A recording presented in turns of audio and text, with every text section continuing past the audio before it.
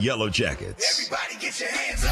Playing the best mix of today's hits and your all-time favorites. To follow up on last year's success, Coach Judson Smith of the senior boys will be hoping to top last year's outstanding record of 22-7. And Coach Matthew Post is looking forward to another outstanding year and looking to record of 23-12 as conference champions and appearance in the Final 8 tournament. Tonight's game is brought to you by these fine sponsors. First Security Bank, Justin's Collision Repair and Towing, Joe Lee Chevrolet, The River Company Insurance, First Arkansas Bank and Trust, Blagg Law Firm, Davis Cash Lumber, Clay Maxey Chrysler Dodge Jeep Ram, Ozark Health Medical Center, Goods Cash Saver, Petty Jean Fiber, Conway Regional Medical Center, and by North Arkansas Community College and by all the fine Yellow Jacket boosters. Tonight's live video stream on YouTube and Facebook, brought to you by Petty Jean Fiber and by First Arkansas Bank and Trust and by Hogs and Heifers Sports Bar and Grill. And the player of the game each week brought to you by First Arkansas Bank and Trust in Clinton. Now let's join our announcers for tonight's game. KHPQ Sports Director Jeff Hall and producer-announcer Mike Hawley. Get ready for tonight's Yellow Jacket basketball action on KHPQ. Video production by Aaron Duhon. And good afternoon, good morning, ladies and gentlemen. It's Jeff Hall, Mike Hawley, Aaron Duhon for KHPQ, Clinton High School Sports. We are live from the Panther Den. We've made our way across Greers Ferry Lake, the 40-mile trip or so, to renew the rivalry with the Heber Springs Panthers here on their home floor for the first conference matchup of the season between these two, at least at the senior high level. And good to be here. I guess if you had to have a snow day Saturday makeup game, what better place to be than Clinton and Heber Springs? Sun shining outside, and a lot of folks from Clinton have made their way in just below our broadcast position. It might be fair to say at this moment there's more folks from Clinton here than there are the home team Panthers. So we'll see if that trend holds as we're just a few minutes away from the tip-off of the senior girls game. That's scheduled to begin at noon. Senior boys to follow. 2 games this afternoon. Cheerleaders are here. Both teams are here, and we are getting ready for basketball. So certainly glad to have you with us on the radio, 92.1 FM, all over North Central Arkansas, all over the lake, 92.1 FM.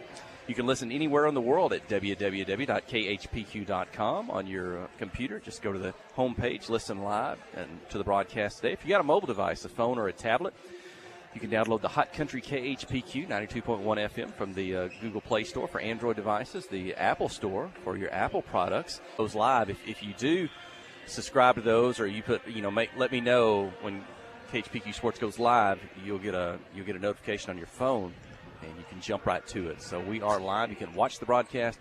So however you join us today, we're certainly glad to have you. We'll be here till maybe 3 o'clock or so. I know Gary G. Newby said, I got a Pee-wee game. They got to be in Bologna by 4. So I think we'll get you out of here by 3 and get you on the road. So busy Saturday afternoon. Glad you could spend some time with us. Let's bring Mike Hawley in and get you set for the tip-off of the senior girls game. Yeah, this is a really big basketball game for the senior girls today. This is one of those separation games. There's no district tournament, so you're trying to separate yourself from the other teams in the conference. And this is one of those tonight. It's a road game. If you can get them here, you got a good shot to get them when they come back to Clinton. And so the Yellow Jackets come in today with a record of 9 wins, 11 losses. Are closing in on that 500 mark. They're 1-0 in conference play. They've won 2 in a row, playing their best basketball of the year. The Jackets are 1-4 in true road games. Last time out, the Jackets beat Southside Batesville by a score of 49-39. Caden Brown was our First Arkansas Bank and Trust player of the ball game, and she's coming off a couple of really big ball games. She had 18 versus Southside Batesville. She had 21 versus Morrilton. She's got 39 points in her last 2 ball games, averaging 19.5 points a ball game. And so Caden is playing great basketball right now, great on the defensive end. And as I say, the Jackets are playing their best basketball of the season right now when it counts. And once again, it was a tough November and December of competition, and then it turns into conference play in January, and the Yellow Jackets are ready to go. The Heber Springs Panthers come in with a record of 11 wins and 12 losses, and they're 1-1 on the season. Hey, we're going to send it back to the station as they play the national anthem here in Heber Springs, introduce the starting lineup. So stay with us for basketball on a Saturday afternoon. You're listening to Yellow Jacket Basketball on Q92. Friday night at the stadium is not the time to worry about your finances. Let First Arkansas Bank and Trust ease your mind with their mobile banking capabilities. You can check your balance, transfer funds between accounts, and even find the nearest ATM for dinner after a road game. The free mobile app is available on the iTunes Store and Android Market. You can cheer loud and proud for the Yellow Jackets because First Arkansas Bank and Trust has you covered. See a branch for more details. Equal housing lender, member FDIC. Steve Good at Goods Cash Savers says you can learn a lot about life by playing sports. You may never be the biggest or the fastest, but you can always try to be the very best and give 100%. And that's what they do every day at Goods Cash Saver. Even though they don't have the biggest building, they try to have every item that you might need in groceries. They also overachieve every day in their meat department. So when you're looking for a place to shop, give Goods Cash Saver a try. A supermarket that cares about you and your community and says, go Yellow Jackets. Adventure awaits, and with the all-new lineup of Chevrolets, those adventures can become reality. Joe Lee Chevrolet has the best lineup of cars, SUVs, and trucks ever. Why go from A to B when imagination can take you everywhere? And remember, when you need service work, Joe Lee's service department can keep your Chevrolet running like new. Make your best deal today at Joe Lee Chevrolet in Clinton. Find new roads in your new Chevy vehicle.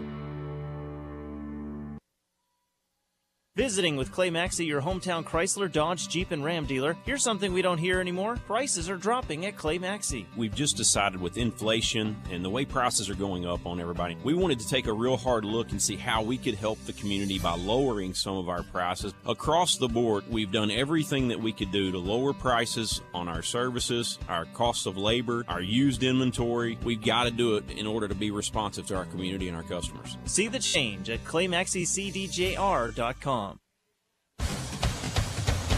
Hey, my colleague Jeff Hall, Aaron Duhon back here at the Panther Den in Heber Springs. And Heber Springs comes from the record of 11 wins, 12 losses on the year. They're 1-1 in conference play. They've lost 4 of their last 5 games, and they are 8-8 in games played here at the Panther Den. On Tuesday, they lost to Morrilton here by a score of 45-37. They do have a conference win over Robinson, 77-41. And a comparison score, they did beat Batesville Southside by a score of 43-38. And Clinton beat Batesville Southside by 10 points about a week ago. So, and once again, remember that Clinton comes in with a record of 9 wins and 11 losses and 1-0. The Jackets have won 2 straight, playing their best basketball of the year. They are 1-4 in true road games. And we mentioned this is a separation game. And you got to try to get a win here. Separate ourselves from Heber Springs. We're in first place right now. We're 2-0, or 1-0, along with Pulaski Academy, who's undefeated on the season. They are 1-0, and we'll see them on Tuesday night. The Yellow Jackets have beat Heber 5 straight times. You have to go back to 2019, the last time Heber Springs beat Clinton. Last year, on January the 12th, Clinton won 65-33 at the Yellow Jacket Arena. And on February the 24th, or February the 13th of 2024, they beat Heber Springs here by a score of 57-53. So Yellow Jackets trying to keep a 5-game winning streak alive against the Panthers dating back to 2019. And so, in fact, that last win in 2019 was 56-54. That game went into overtime. So, and we're set to go here in this big one. Glad you could join us. Clinton fans are still coming into the building. And your 5 on the floor for Coach Matthew Post, Tammy Hodges-Johnson, Maggie Gresham, Lexi Wallace, Cameron Keith, Caden Brown, and Kaylin Lastly. And Heber's going to open in a man-to-man, which they did against Morrilton. And Morrilton scored like 6 quick points against them. Heber Springs will be dressed in white, trimmed in red today at home. Yellow Jackets in a road black, trimmed in a checkerboard gold today. And a double team trap in the corner, going to force a turnover, a steal. Lastly, it's up the floor. Now it's loose, and Heber Springs is going to recover. Panthers back with the basketball. Moving left to right if you're watching on the KHPQ Sports YouTube channel or the KHPQ Facebook page. Jackets open a 1-2-2 zone. We saw a trap the first time down when the ball got into the corner. You also may see a little bit of box and one today Three-point attempt from the left wing is good. Up and in. First points of the ball game today go to the Heber Springs Panthers, and Ada Choate for an early 3-point lead. 1 minute into the ball game. Choate may be the target of that box and one before this one's over. And Yellow Jackets, Wallace going to back it up, middle of the floor, set her offense. They'll screen, roll away, roll through the bottom. There's Caden Brown, gets behind the defender. Shot into the basket is blocked out of bounds. We'll keep it with the Yellow Jackets. Both possessions so far, Clinton's have got good shots, but Heber's got a hand on the ball. Great back cut off the screen by Caden Brown, but good defense play by Heber to block it. Lastly, from the baseline, behind the basket, just in front of the Clinton cheer squad. She looked to inbound the ball. Step up, or screen. Pops out, now hands it off to Lastly. She gets into the corner. Her three-pointer ties the ball game. 6:40 here in the first quarter. You know, we've played here over the years. We come in here with a lot better teams than Heber a lot of times, so we haven't shot well in this arena. And the games have been close a lot of times. And shot up, won't go. Take it out of the air is Lexi Wallace. Yeah, we might have got a hand on that one. It was short. Cam might have got a hand on that one. Lexi across midcourt, defended by Taylor Parker. Bounce pass inside to Gresham, gets out of bounds. Your 5 on the floor for Heber Springs. Ada Choate, Taylor Parker, Maya Foster, also Bailey Burris. It's going to be a battle inside with Jordan Youngblood, the senior, and Maggie Gresham, the senior for Clinton. There'll be a lot of physical play on the inside, and quickly a foul on Youngblood. As the inbound was to Gresham, foul called, so we'll reset again for the baseline. Last of the inbound, Coach Matthew Post on his feet. Get his inbound play set. We saw him score off that on the previous, where last they threw it in, got out in the corner, knocked down the three. And a turnover. And back to Heber Springs. I said we haven't shot well a lot of times here in the arena, but still won. The one time we did shoot well was a couple years ago when Abigail Parks, I think, knocked down 8 threes here at night against Heber Springs. 2 years ago we were down, or maybe last year we were down 9 2 minutes before the half. We cut it to 2 at the half, then 1 going away in the second half. I think that might have been the 3-point coming out party for Abigail Parks and her history here as a Yellow Jacket basketball player. Shot up, won't go. Rebound tipped out on the floor, ends up out of bounds. Last touch by the Panthers. They belong to the Yellow Jackets. Good hustle by Caden Brown. Well, Caden's been on fire here the last couple weeks, offensively, defensively. Yeah, 39 points in the last 2 games for Caden Brown, and a great job on defense against Aubrey Henderson from Morrilton a week ago. Saw her parents walk by, say hi to us just moments ago, Leanna and Kevin Brown. She's going to dribble to the lane, defended there, toss it back out. Wallace gets a step on her defender, gets to the baseline, shot up, won't go. Rebound Heber Springs. Still tied at 3, 5:15 in the opening quarter. Yeah, Caden held the Henderson girl to, I think, 5 points. Henderson got 6 points in the first 2 minutes against Heber. Taylor Parker has it in the corner. It's a cross-court pass. Set for the 3, up just short off the front of the rim. That attempt by Bailey Burris. If they'll get the rebound, and she'll pull it back out. Jackets playing a lot more zone here lately. And force everything to the outside for Heber Springs. Outside, inside, on the block. Youngblood's got it. Trying to give position. Gresham blocks the shot. It's loose on the floor. Scramble for it. Still loose. And the Yellow Jackets going to come up with it. Good hustle. Jackets with it. Tied at 3. A chance to take the lead. Wallace on the left. Lastly joins her out high. Down on the block is Gresham and Brown trying to get position. They're being pushed from behind by their defenders. And Cameron Keith with it now. Keith up top, in low to Gresham, but knocked away. Youngblood got a hand in, and Heber Springs going to come away with it. Yeah, Maggie tried to pin her deep. The ball just got knocked away. Did a good job down there, though, getting open. 3-point attempt for the left side, won't go. Parker tries to get the rebound. It's loose on the floor. Choate comes in. She's able to keep it alive, and Heber Springs, though, they're finally going to turn it over. Both teams playing hard for sure. Even Heber Springs, of course, when they see the black and gold, no matter what type of season they're having, they come to life. They're playing hard also. As I said, Heber's coming in. They've lost 4 of their last 5 coming into this one. First substitution comes midway through the first quarter at the 4:01 mark. McKenna Collins in along with Olivia Johnson. And Kaylin Lastly hits another 3. She's got 2. That's all of Clinton's points. It's a 6-3 lead. Kaylin Brown will get a breather. And Good to see Kaylin off to a good start on the offensive end. She always does a great job defensively. Cameron Keith out as well. Pass inside to Youngblood, catches it high, about 10 feet in the middle of the lane. She'll get her own rebound, and then Gresham maybe going to try to take it away from her up high. I think maybe Maggie whistled for the, well, let's see. Really good initial defense for Clinton so far in the first 5 minutes of the game, 4.5 minutes. But the only problem right now is Heber's getting too many offensive rebounds, keeping possessions alive. And Maggie picks up her first foul, so her and Youngblood both have a foul apiece. Youngblood's at the line. And she misses the first and the second, and the rebound by Gresham. So Jack to take advantage of this cold shooting out of the gate here by Heber. Get to Wallace. Should get it across midcourt to Lastly. Man-to-man defense. Three-point shot by Olivia Johnson. Good. Olivia for three. All 3 field goals, 3-pointers by the Yellow Jackets. 9-3. Heber Springs Youngblood. High in the lane. 2-pointer is good. Jackets flashed for a steal there. Didn't get it. Then it was 5-on-4. And Youngblood got her first open look of the game.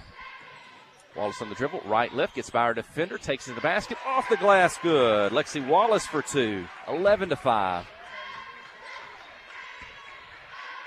Youngblood really didn't challenge her when Youngblood would have been the help second defender.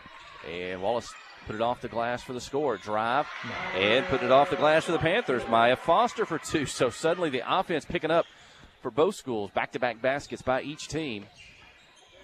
Wallace on the dribble. Off to Johnson. Set for 3. Up. This one won't go. Just off the rim. And trying to get position for the rebound.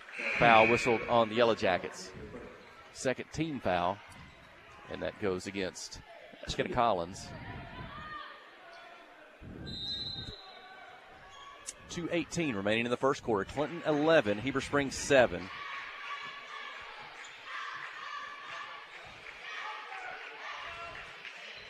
putting in that zone. Lassie's in the middle. Wallace, Johnson on the wings. 3-point shot up, won't go. Front of the rim. Youngblood with the rebound. Another offensive rebound for Heber. Onto the left side. 3-point attempt is up. Off the rim, offside rebound. Players converge, goes out of bounds. Last touch by Heber, and it belongs to the Yellow Jackets. You know, if you don't shoot a high percentage and take a lot of shots, that's what Heber's doing right now. They're not shooting a great percentage, but they're getting multiple shots. And Wallace. Fitted by Taylor Parker. Bounce pass, last to Collins at the high post. They won't let her get deeper in the lane. And whistled for the travel and the turnover. 1:38 in the first quarter. Caden Brown returns the ball game.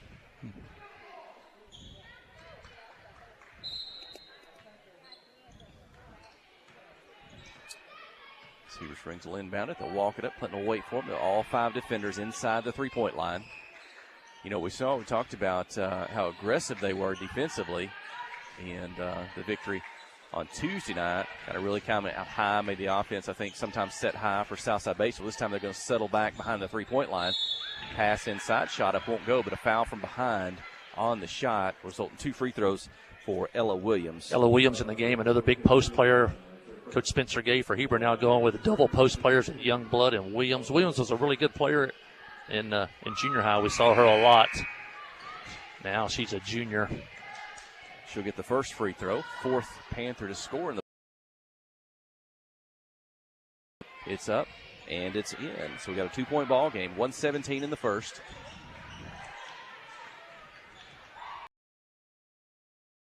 Spring stays in a man-to-man.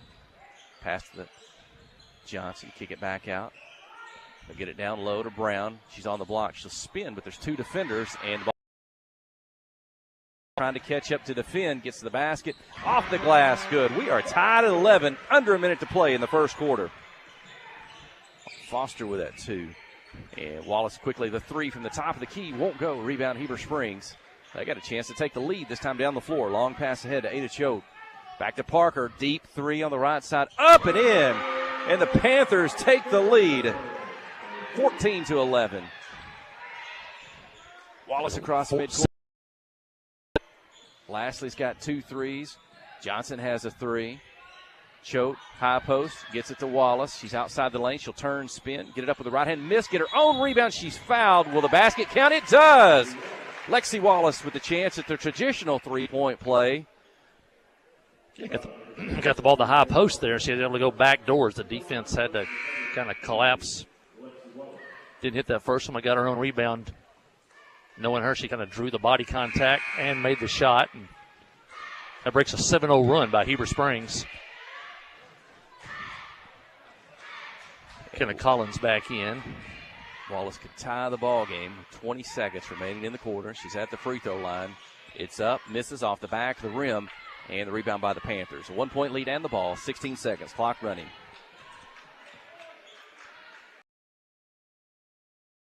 On the left side. Long cross-court pass. Foster to the right side. Two-point attempt is up and good. The two-pointer, 16-13, 2 seconds, 1 second. As Choate, two-pointer, gives the Panthers a 3-point lead after one here from the Panther Den. Heber Springs 16, Clinton Senior Girls 13. Stay with us. You're listening to KHPQ in Clinton High School Sports. Towing and recovery is the last thing you think about until you really need it. Then you really want the best. There's only one name to call, Justin's Collision Repair Towing and Recovery.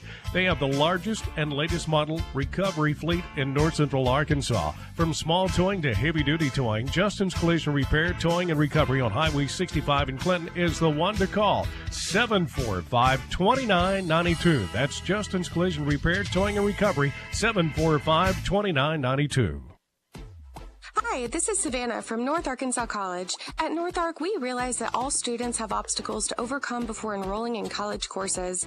Whether it be finding money to pay for classes, making accommodations for disabilities, or helping parents pay for expenses such as daycare and fuel, we can help.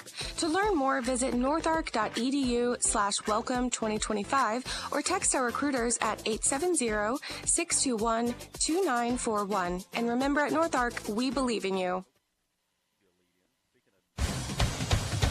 I think maybe you saw Sydney Standridge and the Pioneers. I think you saw the bus go through Clinton this morning, didn't you? Oh, yeah. On the way to El Dorado. They're probably still on the road somewhere. It's a long trip. Two-point attempt won't go. But I think you and I were talking. Let's see if the ball goes out of bounds. No, they'll recover. Maybe not North Ark's longest trip of the week, though. But every trip long for North Ark. It's all they're either south or due east. Three-point attempt won't go. Offside rebound, bounces, and Kenna Collins finally able to pull it down. Jackets jumped out to a 3-0 and 6-3 lead on a couple of back-to-back threes by Kaylin Lastly. Heber on a 7-0 run, took a 14-11 lead. Right now we're sitting at 16-13 Heber. And the difference in the game right now is offensive rebounding by the Panthers. Foul on Heber Springs. First of the quarter. Inbound for the baseline scoring. Lexi Wallace had 4 in the quarter. Olivia Johnson had 3. Kaylin Lastly had 2 3-point field goals. So 3 players to score. Youngblood on the bench right now. Williams going with a single post player now for Heber. Collins stays out here to start the second quarter. She finished up the first quarter. She put up a 3 from the left wing. Off the rim, won't go. Offside rebound Lastly. And as she gets ready for a shot, it's knocked out of bounds. We'll keep it with the Yellow Jackets. Youngblood back in. Also Taylor Parker back in for Heber Springs. Inbound the ball. Wallace at the top. Right, left, spin in the lane, get it up with her left hand, bounces around, won't drop. Heber Springs with the rebound. Maggie still looking for her first shot on the offensive end. Now picks up her second foul. Heber did a good job keeping the ball away from her down low. Youngblood outside the lane, takes the pass, gets to the lane, and kind of angles herself up kind of around and through Gresham. And Maggie's foul. Second, team's first here of the quarter. And Youngblood's first free throw is good. Her third point, shot the second. Substitutions, Collins out, Johnson out. Caden Brown returns along with Cameron Keith. 4-point lead. Youngblood's second free throw is good, makes it 5. Biggest lead of the ball game. Biggest lead of the game for Heber Springs. The biggest lead for Clinton has been 4. 6:35, second quarter, 18-13. Wallace on the dribble to Lastly and Keith. Kind of weave, kind of duck in the lane if they can. Heber Springs doing a good job keeping the Yellow Jackets out of the lane. Right, left, spin the lane, left hand. This one won't go. Players go to the floor, and Kate Brown's going to be whistled for the foul. So Lexi Watt, she's so good with her dribble, either hand, right, left. She'll take a defender to the right, kind of get a little bit of an edge on her, spin to the left, and sometimes if there's not a second defender, she can scoop it up with her left hand. Just couldn't get the last couple to fall, chances she's had. Jackets now starting to trap out of the zone defense. And they'll say Cameron Cave made enough contact, maybe down low, and tripped up. She's whistled for the foul. Team's third.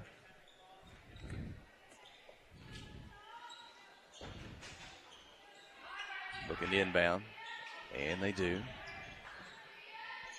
Toss it up high to Youngblood. She'll catch under the basket, try to step back. Too many defenders. She tosses it back out. Three-point shot won't go. Kaylin Lastly for the rebound, and she's fouled.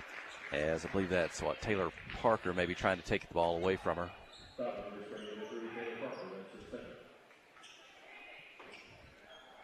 Clip will inbound from the baseline. In front of the Panther cheer squad. That may be also, they may have a, I don't know if it's a dance team or a palm team as well here today. And pass going to get away for the Yellow Jackets. Heber Springs comes up with it. And Clinton's going to jump up. Aggressive as soon as the Panthers cross half court. Force Heber Springs to hurry a little bit. Pass across the floor. Got loose. Kaylin Lastly's going to dive in. Can't recover. Panthers have it. Youngblood's in a double team. She'll toss it back out clear. And long pass across the lane from the block. Youngblood gets it up and in. Sometimes aggressive defense, you overplay a little bit. Can't turn and look at the ball, though, on defense and not know what's behind you. She just slid in behind us there. We were all, looks like all 5 of us were just looking at the basketball way out beyond the perimeter.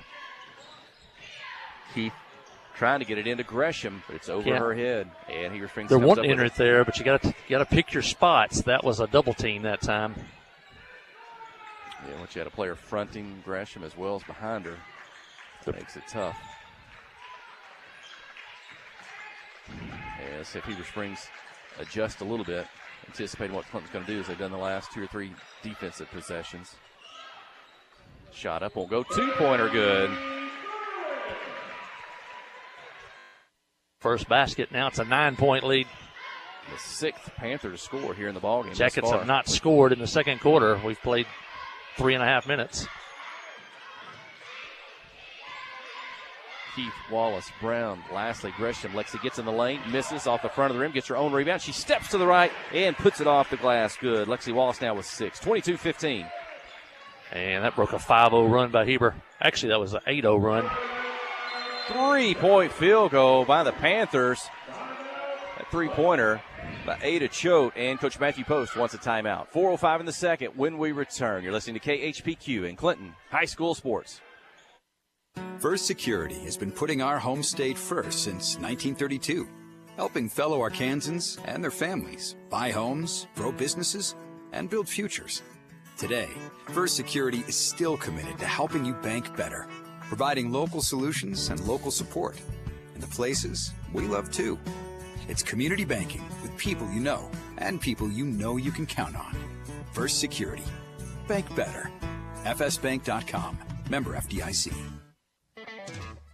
Yellow Jacket basketball is brought to you in part by these fine Yellow Jacket boosters. By Main Street Florist. By Joe and Hash. Troy Groszowski with Edward Jones of Clinton. By Carrie Renfro of CMG Home Loans. By Susie Allen Salon. By Meller Sanitation. By the Webb Family Auction. These fine sponsors help bring you tonight's game.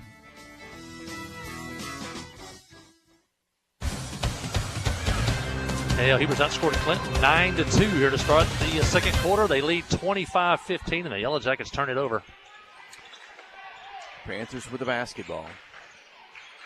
Inside, Johnson, Collins, Wallace, Brown, and Gresham for Clinton.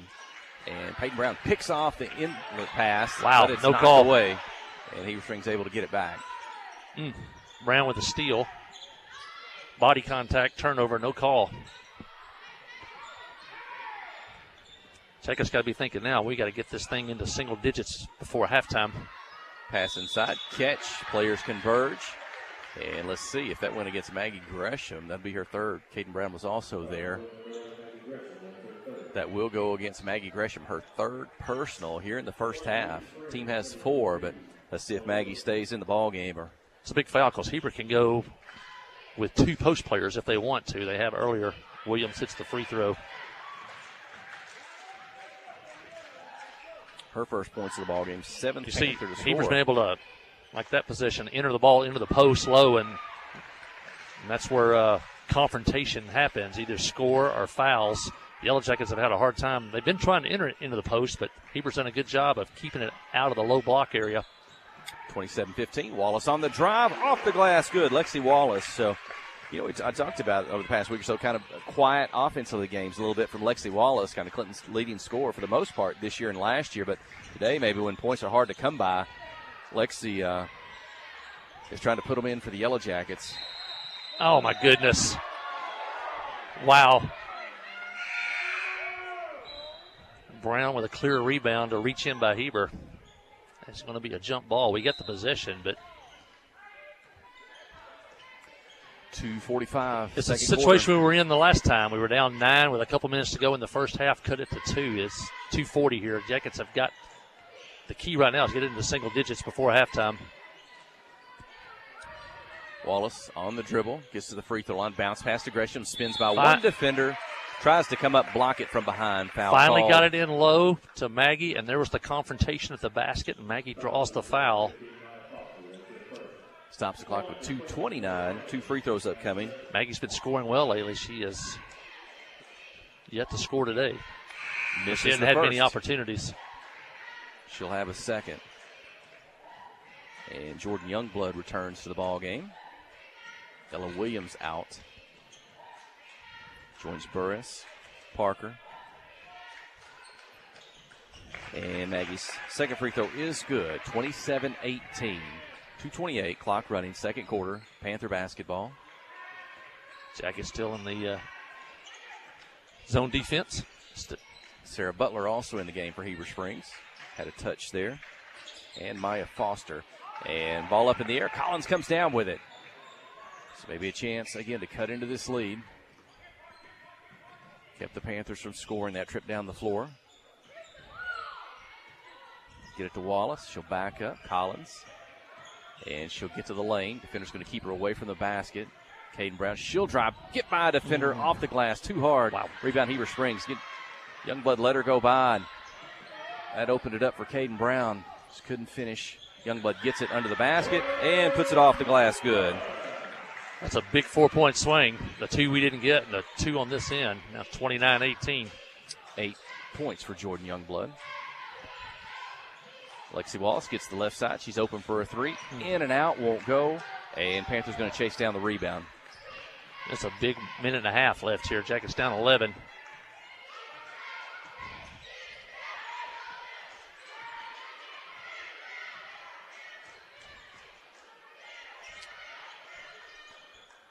And 3-point shot up. Won't go off the rim. Youngblood gets the rebound. Uh-oh. Well, they'll tie up. So she shoots kind of into Maggie Gresham's arms there, and thankfully not a foul. Tied up, alternate possession to Heber Springs. And a new shot clock for Heber with 1:04 left in the quarter, and to continue the Heber Springs on the offensive boards. Kept this possession alive.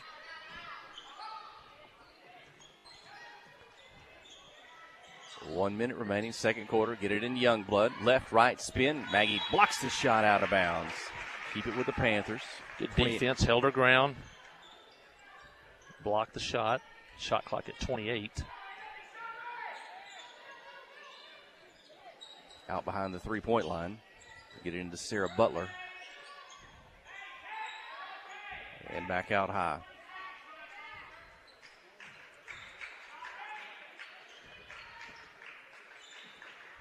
And 3-point shot by Butler. Left side won't go. Collins with a rebound. two Panthers beside her, and they'll reach in and commit the foul. Probably not what Heber wanted to do there, but not shooting. That's probably a good foul for Heber. It stopped a fast break. Forced the Yellow Jackets to have to inbound it with 38 seconds left, down by 11.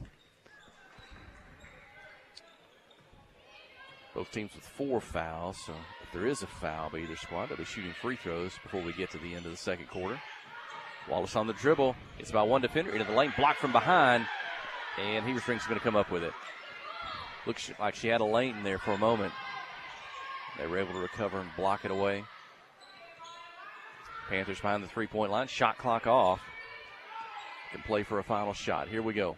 8 seconds. 29-18 is the lead. Left side, three-point shot up. Won't go. Offside rebound to Wallace. Ball gets loose. Youngblood comes up with it. Reverse layup at the buzzer. Good. Good hustle by Jordan Youngblood. Gives the Panthers 2 more, and they will lead the Yellow Jackets, the senior girls, 31-18 here from the Panther Den. We'll take a break. Stay with us. You're listening to KHPQ in Clinton High School Sports. Kick off the season with super fast fiber internet. Petit Jean Fiber gives you the home advantage and is the ultimate choice for sports enthusiasts like you. With lightning fast speeds, you'll never miss a touchdown, a slam dunk, or a winning goal again. Say goodbye to buffering and hello to the ultimate sports experience. Call us at 501-745-2493 to sign up. Better internet, better service, and better pricing that will keep you in all the action. You won't want to miss this. Hi, I'm Dr. Brian Head, an orthopedic surgeon. Conway Regional is expanding access to care at their Clinton Medical Clinic. Conway Regional Clinton Medical Clinic is accepting new patients for orthopedic evaluations, post and pre-op appointments, and in-office procedures. Conway Regional is committed to bringing care to you when and where you need it most. To make an appointment at Clinton Medical Clinic, call 501-745-4914 or visit conwayregional.org. Friday night at the stadium is not the time to worry about your finances. Let First Arkansas Bank and Trust ease your mind with their mobile banking capabilities. You can check your balance, transfer funds between accounts, and even find the nearest ATM for dinner after a road game. The free mobile app is available on the iTunes Store and Android Market. You can cheer loud and proud for the Yellow Jackets because First Arkansas Bank and Trust has you covered. See a branch for more details. Equal housing lender, member FDIC.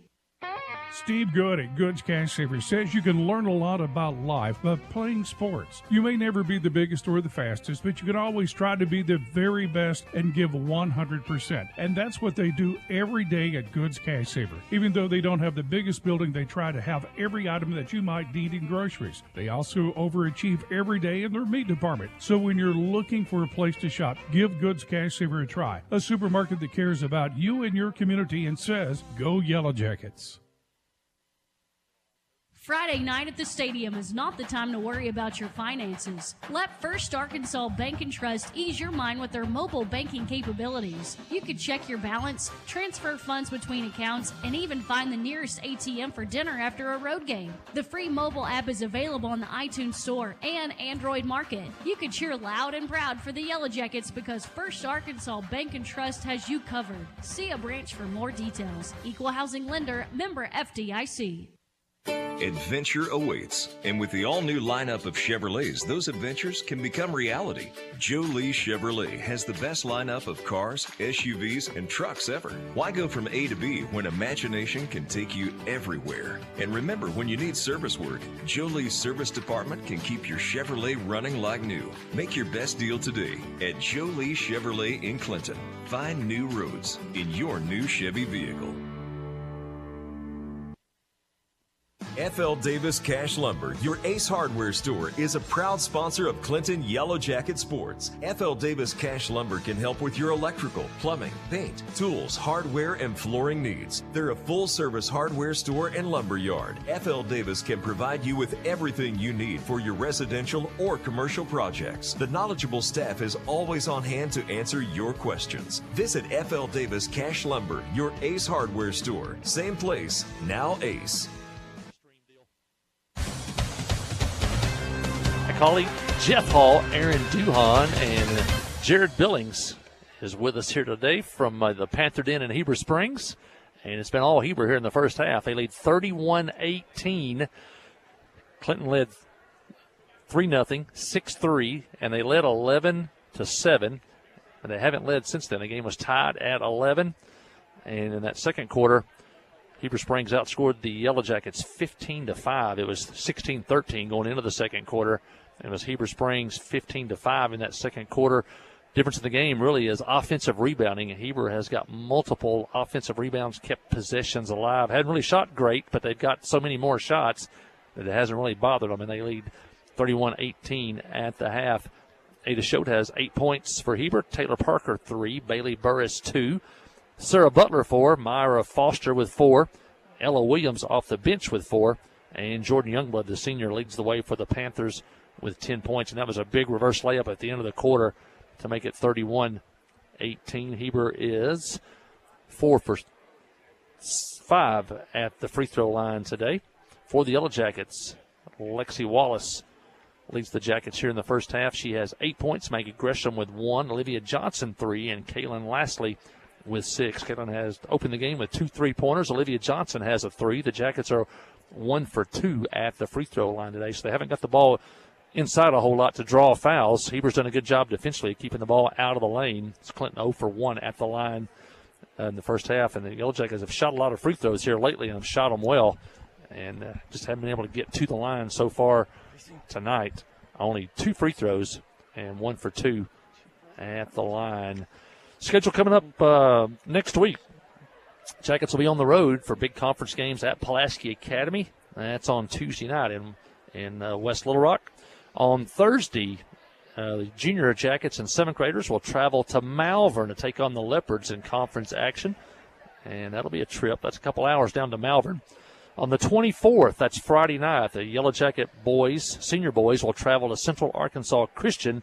It's boys only for a conference game. Central Arkansas Christian, the defending 3A state champions, were forced to move up because of the AAA competitive rule. And so their boys play 4A, their girls play 3A, and the boys will travel there Friday night to take on Central Arkansas Christian. And if you want to make a note, we'll be back here a week from Monday on the 27th.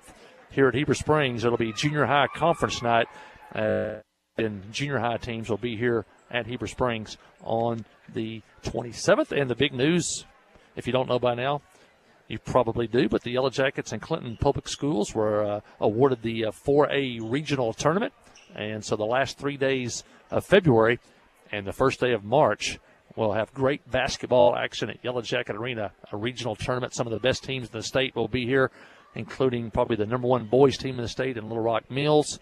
And make your plans for Wednesday through Saturday, the end of February and the first day of March, as postseason basketball returns to Yellow Jacket Arena. I think that's at least the 3rd regional, maybe the 4th, that the Yellow Jackets have had over the years, and along with 2 state tournaments at Yellow Jacket Arena. Well, we'll send it back to the station for one last break. We'll be back in a minute. You listen to Yellow Jacket basketball on Q92.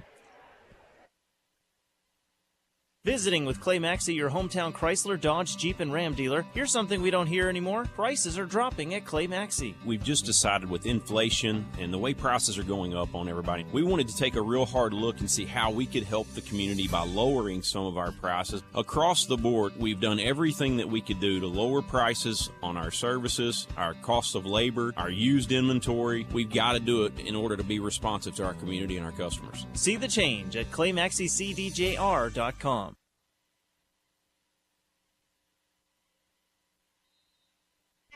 Towing and recovery is the last thing you think about until you really need it. Then you really want the best. There's only one name to call: Justin's Collision Repair Towing and Recovery. They have the largest and latest model recovery fleet in North Central Arkansas. From small towing to heavy-duty towing, Justin's Collision Repair Towing and Recovery on Highway 65 in Clinton is the one to call. 745-2992. That's Justin's Collision Repair Towing and Recovery, 745-2992.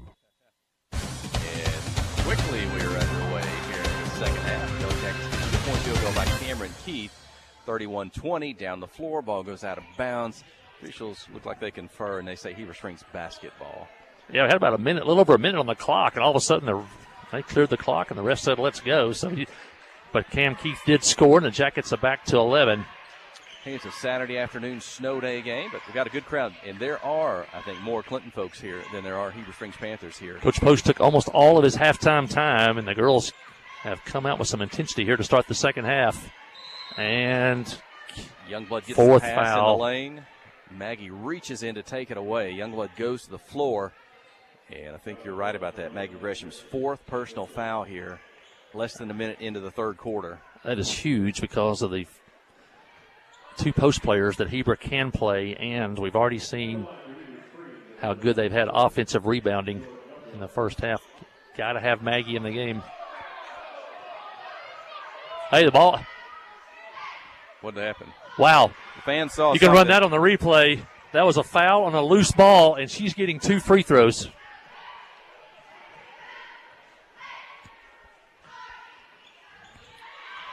And she makes them both, 33-20. Wow. Jordan Youngblood, 10 points in the ball game.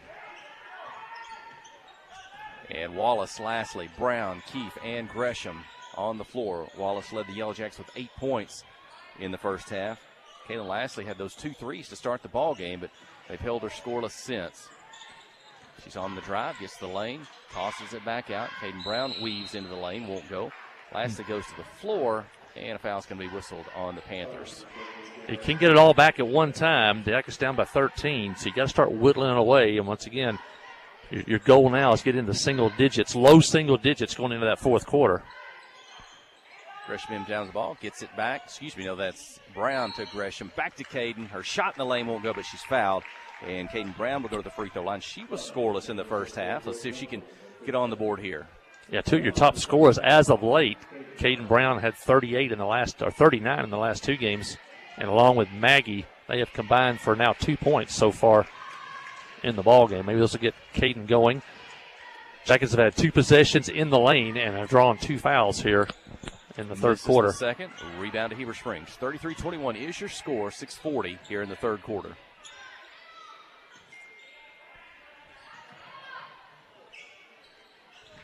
Youngblood, free throw line, back out, 3-point shot up, won't go. Hey, guys. Attempt by Taylor Parker misses, and Clinton with the rebound. Could they get it to single digits here? Brown on the drive, blocking. Oh, my gosh. Uh-oh. Thought it was going to be a blocking foul. Looks offensive called against Caden Brown. Coach Matthew Post can't believe it. He's demonstrating to the official what the call should have been. Instead, it's a foul on Caden Brown. I will withhold comment. Bounce pass to Youngblood. Steps down the lane, puts it off the glass. Good. 12 points, 35-21. Youngblood with, I think, 14 now. Biggest lead of the game now at 14. Wallace on the dribble. Back to Keith. Caden Brown kind of fakes the 3, tosses it back out. Wallace on the drive, splits 2. They'll try to strip her low. Foul called. Officials say it's on the floor. Clinton will have to inbound from the baseline.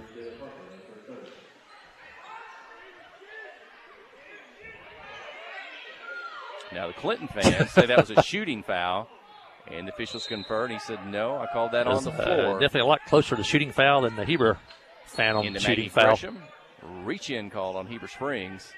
Quickly now, 4 team fouls on Heber with 5:52 left in the third. If the Jackets are going to get back in it, they can do it at the free throw line here. They're going to be shooting for almost 6 minutes. Lastly, up high to Gresham. It'll carry her to the free throw line. Caden Brown back in the lane, back out. Cameron Keith, her 3-pointers up, rims, rolls around, pops out. It won't go. Heber Springs with the ball. 35-21, they lead. Youngblood catches at the free throw line, turns, shoots, misses. Caden Brown for the rebound, and she'll dribble out of traffic and toss it away to Caden Lastly. Up the floor to Keith, flashing for the steal of the Panthers, and Maya Foster, but it's out of bounds. Keep it with the Yellow Jackets. I'm Jeff Hall. It's my colleague, Aaron Duhan, with us today from Heber Springs for this Saturday makeup game. Glad you could be with us. Wallace looks inside. Gresham's trying to get position. And now she'll take the bounce pass, but it's a little bit low. It's off. Can't control it. Ball up the floor. Travel on Heber Springs. They tried to come up with it. Really physical play on the inside. When Maggie gets the block, they are draping over the back of her. She'll inbound from the baseline. Step back in bounds. Not there. Lastly will step up, put up the 2. Three-point attempt. It won't go. Knocked out of bounds by the Panthers. Back to the Jackets. 5:07 in the third, trailing 35-21.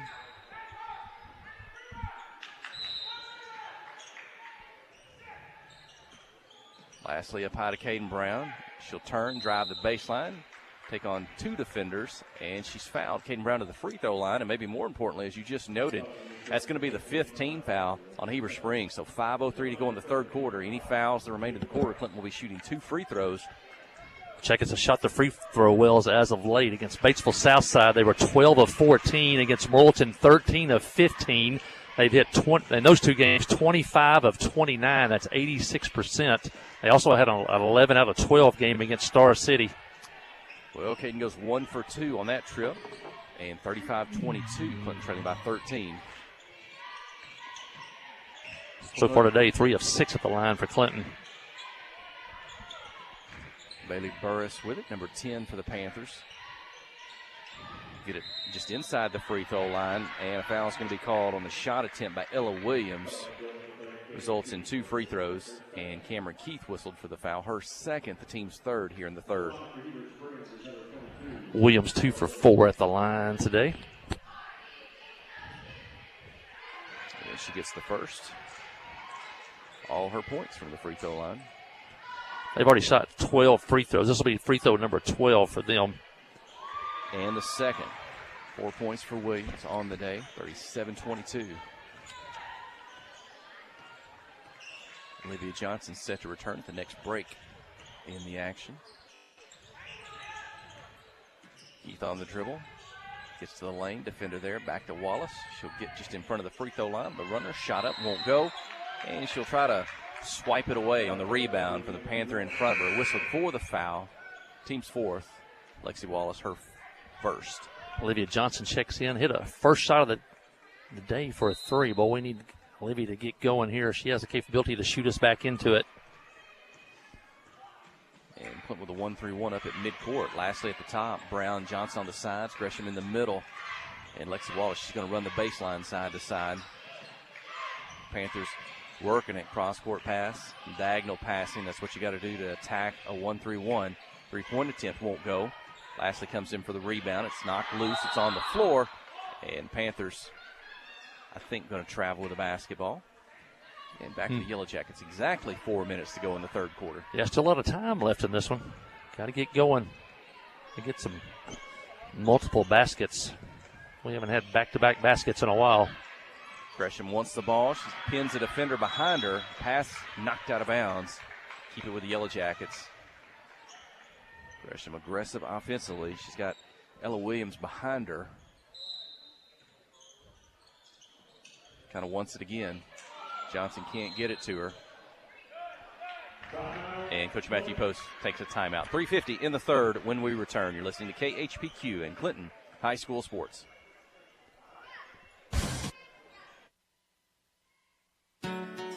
At First Security, we've been investing in our home state since 1932, growing deep roots and even deeper relationships. We're part of Arkansas.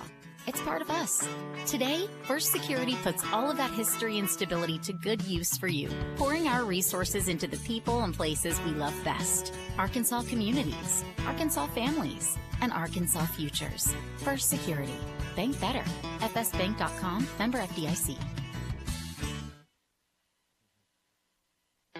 Hi, this is Brandon from North Arkansas College. Is going to college a goal of yours in 2025? Let us help you accomplish that goal. At North Ark, we have students of all ages from all walks of life, from high school students taking concurrent credit courses to parents returning to school to learn a new skill. NAC can help. To learn more, visit northark.edu/welcome2025 or text our recruiters at 870-621-2941. And remember, at North Ark, we believe in you. Out of the timeout, 2 points for the Panthers. Ella Williams, the basketball knocked out of bounds. Keep it with the Yellow Jackets on the baseline, trailing 39-22. Olivia Johnson is in. She joins Caitlin Lastly, Maggie Gresham, Caden Brown, and Lexi Wallace. Wallace going to dribble down, get to the block, and draw the foul, count the basket. A chance at the three-point play for Lexi Wallace. The field goal gives her 10 with a free throw to come. Yeah, one thing with Heber, really overplaying the post on Maggie in there. They have allowed some lanes for Lexi to get to the basket on the drive. And she converts the free throw. Got her folks and family members just below us here at our broadcast position on the visiting side in the Panther Den. Heber Springs from the baseline. Shot up won't go. Short. Maggie Gresham with the rebound. They'll try to take it away from her. And a foul called on the Panthers. So here we go. 2 free throws for Maggie Gresham. And if you're going to get back into a game like this, you have to have things like that where the foul occurred 94 feet from the basket. So the Yellow Jackets can walk the length of the floor with the clock turned off and score. Still 3:13 left in the third quarter. Coach Spencer Gay for the Panthers up on his feet. Jackets 4 for 7 at the line. Maggie misses the first. She'll have a second. Coach Post calls Lastly and Wallace over to visit with him for a moment there while Gresham preparing for her second shot. Looking at the Heber Springs cheer squad and Palm squad. She knocks down the second. Maggie Gresham, that's only her second point on the day, both from the free throw line, 39-26 trailing. And she's been playing with 4 fouls since early in the third quarter. Cross court. Passing. Long three-point attempt. Basket good. Taylor Parker, her second of the ball game, 42-26. 4 threes on the day for Heber Springs.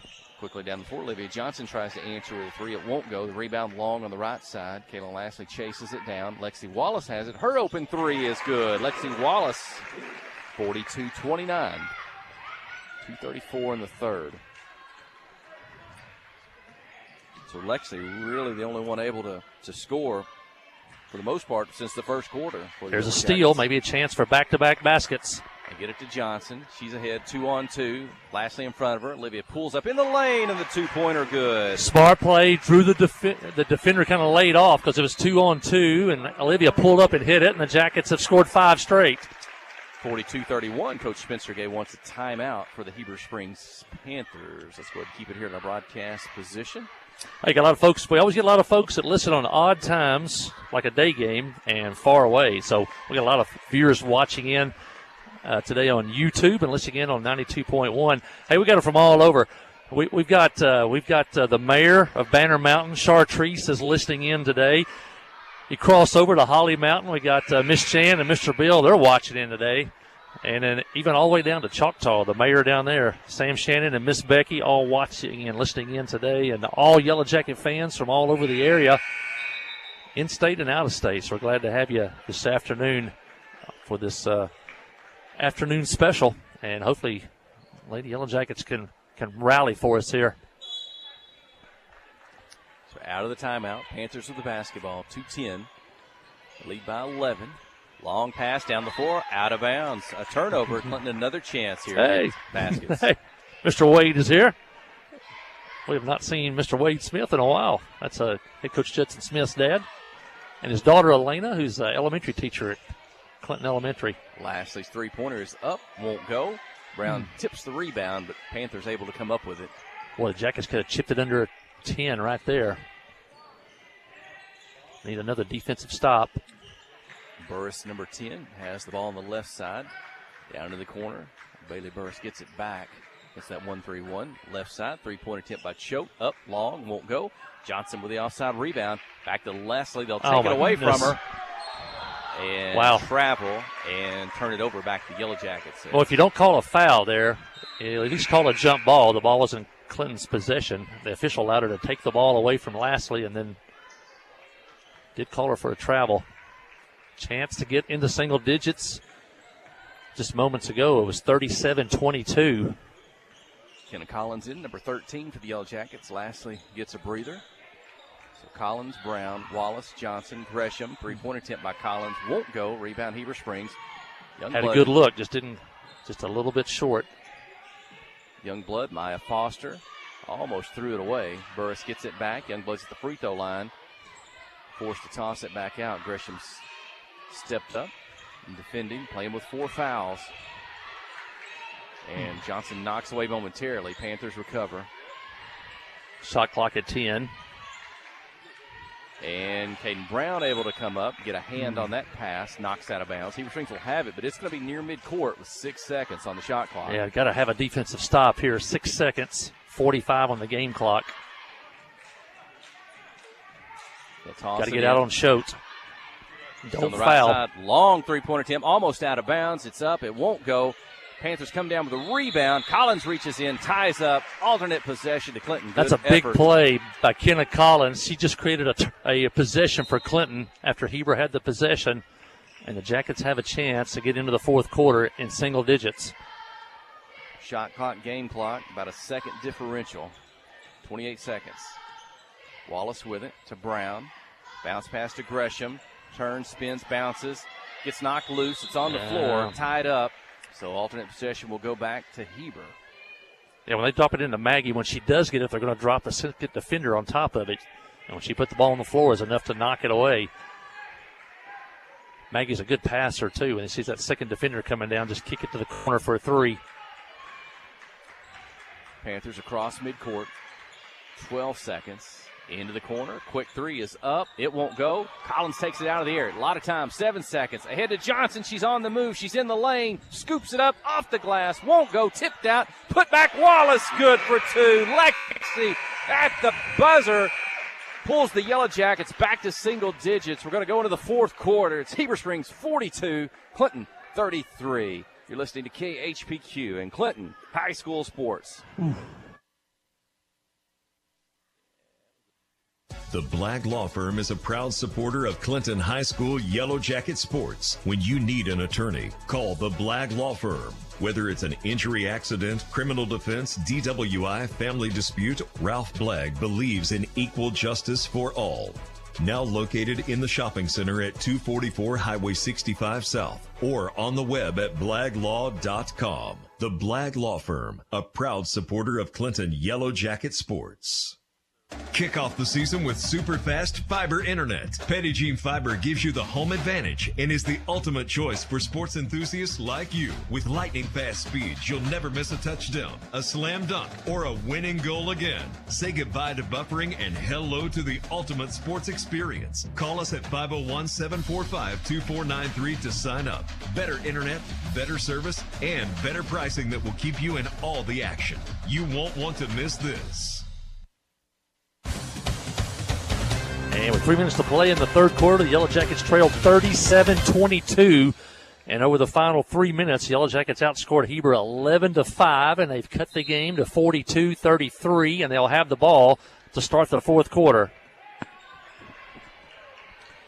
Here we go. Wallace, Collins, Brown, Gresham, Olivia Johnson, Lexi Wallace. She's left open for the three. It won't go off the rim.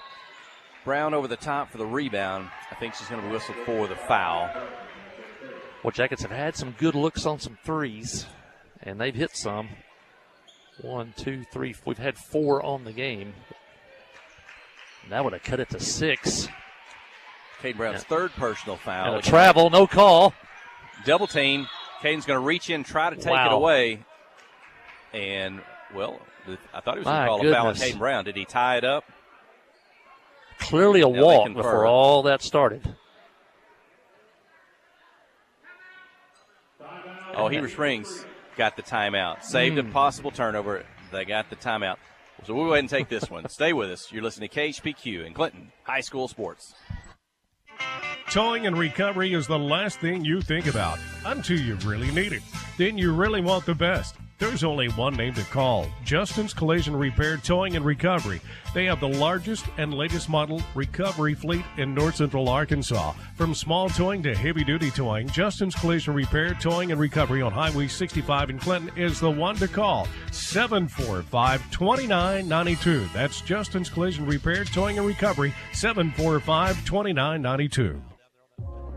Hi, I'm Allison Tyner, an APRN at Conway Regional Clinton Medical Clinic.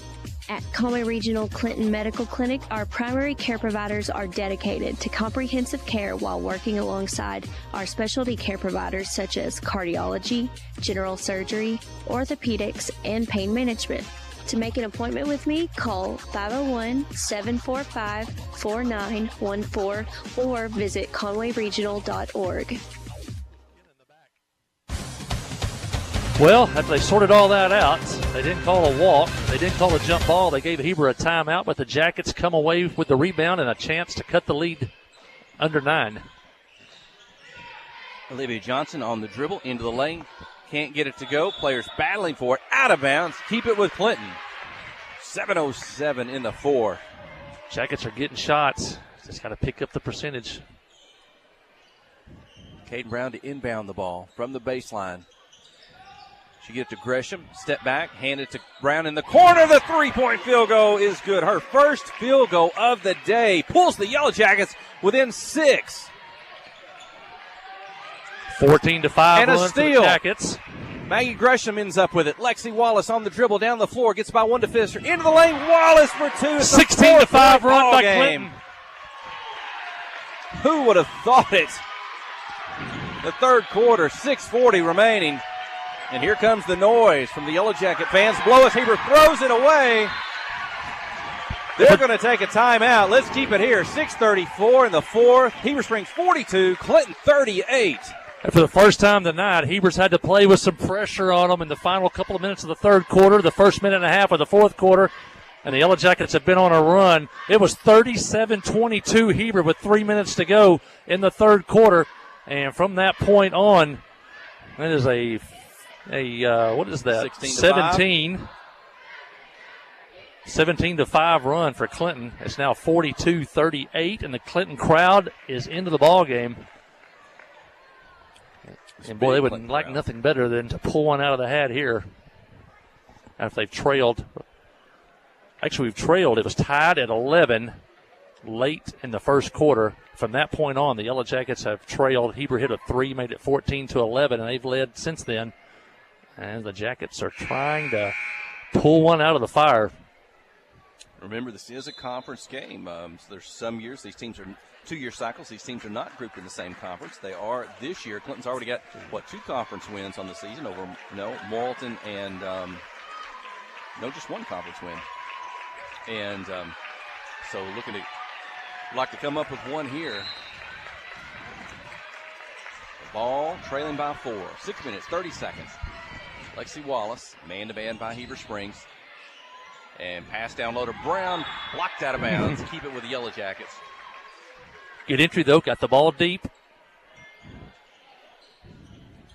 Angela Bradford watching in today. Hoping the Yellow Jackets can pull one out of the fire. Johnson up high to Brown. Carries her back to the three-point line. Ends up with Collins on the right side. Her 3 is up and won't go off the rim. And the rebound to Jordan Youngblood. Johnson strips it away. It's loose on the floor. Youngblood comes back up with it. And Heber Springs now across midcourt. Another good look, though, for Clinton. You like the offense.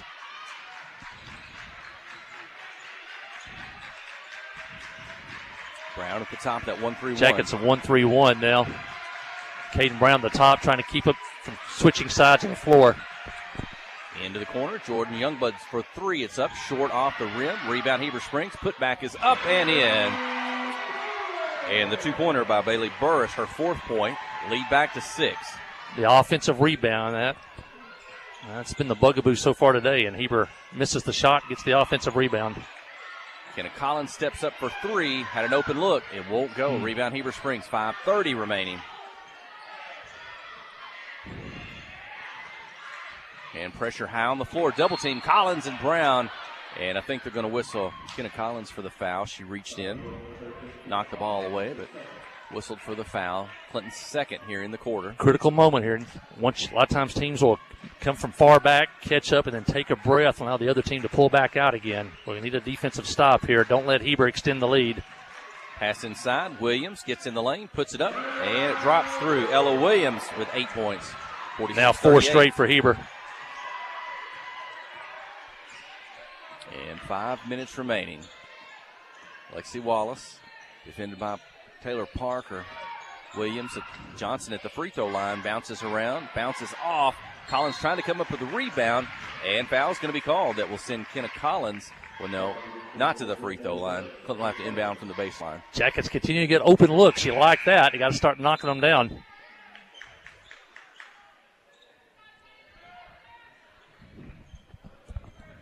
Collins will inbound. see what they do.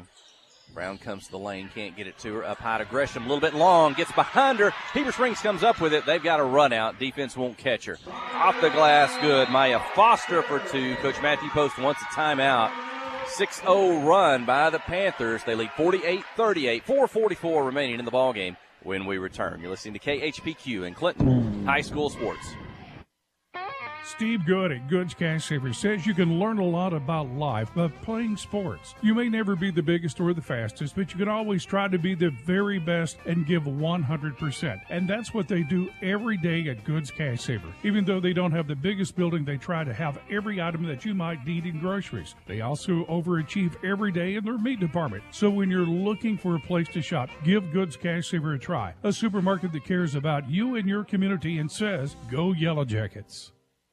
Visiting with Clay Maxey, your hometown Chrysler, Dodge, Jeep, and Ram dealer. Here's something we don't hear anymore. Prices are dropping at Clay Maxey. We've just decided with inflation and the way prices are going up on everybody, we wanted to take a real hard look and see how we could help the community by lowering some of our prices. Across the board, we've done everything that we could do to lower prices on our services, our cost of labor, our used inventory. We've got to do it in order to be responsive to our community and our customers. See the change at ClayMaxeyCDJR.com. Well, the Jackets made a valiant rally and cut it to 42-36 when Heber, actually 42-38 when Heber took the timeout. Since then, it's been a 6-0 run by Heber, and the lead's back to 10. Collins for 3 from the right side, good. Kenna Collins, her first points of the ball game. The team's 6th 3-point field goal. Good to see Kenna hit that one. Looks like Heber's trying to back off of her. Maybe that'll give her the confidence. She's going to have that shot coming down the stretch. 48-41. 3-point attempt by Heber Springs. Up, won't go. Inside, rebound. Shot up and in. Youngblood for 2. That's the story of the game right there. Offensive rebounding by Heber Springs. Youngblood with 14 points to lead the Panthers. Johnson keeps her dribble. Splits the defenders. Puts it off the glass. Good. Olivia Johnson now with 7. 50-43. Hanging in there. Got to get a turnover or a rebound. There's one. Outside, inside, and Clinton comes up with it. Brown ahead to Lexi Wallace across midcourt. Defenders in front of her. Top of the key. She backs up, lets her teammates get set. Keeps her dribble. She's going to get the lane. Beat a defender. Off the glass. Good with the left hand. Lexi Wallace, 2 more. It's back to 5. 19 for Lexi. Girls no quit. Cross-court diagonal pass. They get it down near the block. They'll kick it out to Youngblood. Her shot won't go. Williams gets the basket and the foul. Ella Williams, a chance at the 3-point play.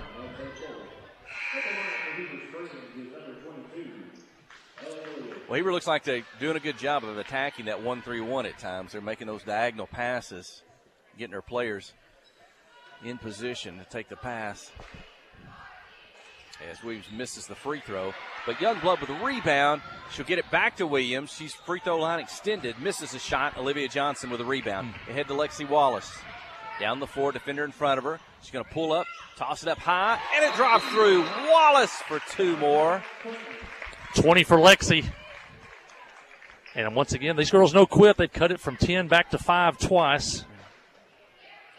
The timeout. It looks like Coach Matthew Post can get Maggie Gresham back in the ball game. Still 3:02 left. The key is the offensive rebounds that Heber's getting. We've stopped them on the initial shot. Heber's, I don't have the stat sheet, but their shooting percentage is way under 50%. It's just they're getting so many more shots. And if we could just hold our own the last 3:02 on those offensive rebounds, you got a shot. And on the offensive end, we're getting looks. Heber's not preventing us from getting good shots, so still plenty of time, still hope. 52-47. Boys coming up next. I noticed, I think that must be them, Mike Holly.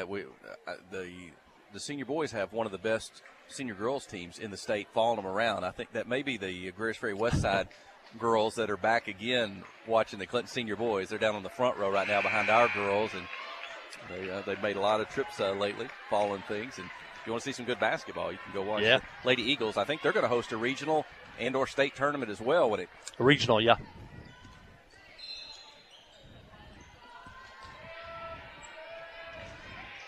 3 minutes remaining. Heber Springs 52, Lady Yellow Jackets 47 here at the Panther Den. It's Mike Holly. I'm Jeff Hall. Aaron Duhon, our video engineer on the KHPQ Sports YouTube channel and the KHPQ Facebook page. Youngblood catches in the lane, dribbles down. Oh, she gets the basket and the foul. Well, having to gamble a little bit, spread out the zone, so that's creating some gaps in the zone. She caught it pretty easily. Probably going to have to go ahead and just try to foul them, prevent the shot, make them try to shoot the free throws. Looks like, did they give that foul to Lexi Wallace, her second personal, the team's fourth. Youngblood misses the free throw, rebound Gresham. Well, trailing by 7. Wallace with it.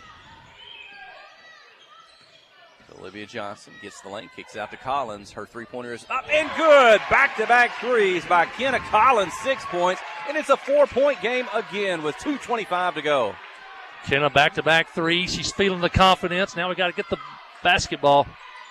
Heber Springs behind the three-point line. Foster getting to the corner.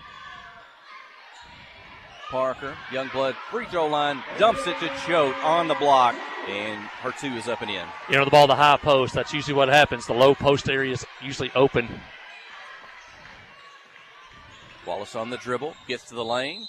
Defender whistled for the foul. The ball spins around the rim and falls out. Almost a chance for the 2-and-1. Instead, Lexi will have to try to earn a couple of free throws here. That was huge. That could have cut this thing to single digits. Not single digits, one possession. Lexi gets the free throw. Was that her 23rd point on the day? And the second. So Lexi, the only player with the Yellow Jackets with more than 3 field goals. We got to quit trading baskets now. We've got to start getting some stops on defense. Under 2 minutes, trailing by 4. And on the move, down the baseline, shot up and good. Ada Choate. Jackets are gambling out front. They're able to get through the trap. Then it's like a 2-on-1 on the back end. 58-52. Caden Brown open for a 3. Top of the key. Won't go. Long rebound. Out of bounds. It belongs to Heber Springs. And she had an open look. We know she can make that shot. Yeah, you got to take that one. That would have cut it to one possession. Timeout for the Yellow Jackets. Stay with us. You're listening to KHPQ and Clinton High School Sports. Adventure awaits, and with the all-new lineup of Chevrolets, those adventures can become reality. Jolie Chevrolet has the best lineup of cars, SUVs, and trucks ever. Why go from A to B when imagination can take you everywhere? And remember, when you need service work, Jolie's service department can keep your Chevrolet running like new. Make your best deal today at Jolie Chevrolet in Clinton. Find new roads in your new Chevy vehicle. Hi, this is Savannah from North Arkansas College. At North Ark, we realize that all students have obstacles to overcome before enrolling in college courses. Whether it be finding money to pay for classes, making accommodations for disabilities, or helping parents pay for expenses such as daycare and fuel, we can help. To learn more, visit northark.edu/welcome2025 or text our recruiters at 870-621-2941. And remember, at North Ark, we believe in you. Well, the Jackets are still battling. There's 1:25 left. It's 58-52. Heber has the basketball, and for the first time of the night, Yellow Jackets showing full court pressure.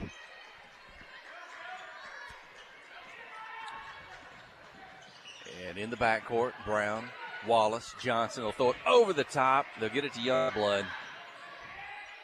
Shot clock at 25. Let's see if Clinton. You could probably play one more set of defense here with the shot clock without having to foul. 15 seconds, shot clock. Foster backs up. Don't foul now. She's going to get to the lane, put it up from the block, and put it off the glass good. 60-52, 52 seconds. Lexi Wallace, top the key, dribbles down, defender there, needs help. Back out to Gresham, Lexi gets it back. 40 seconds. She's going to dribble, get the lane. Shot blocked. Out of bounds. Keep it with the Yellow Jackets. We're down to 35 seconds, trailing by 8.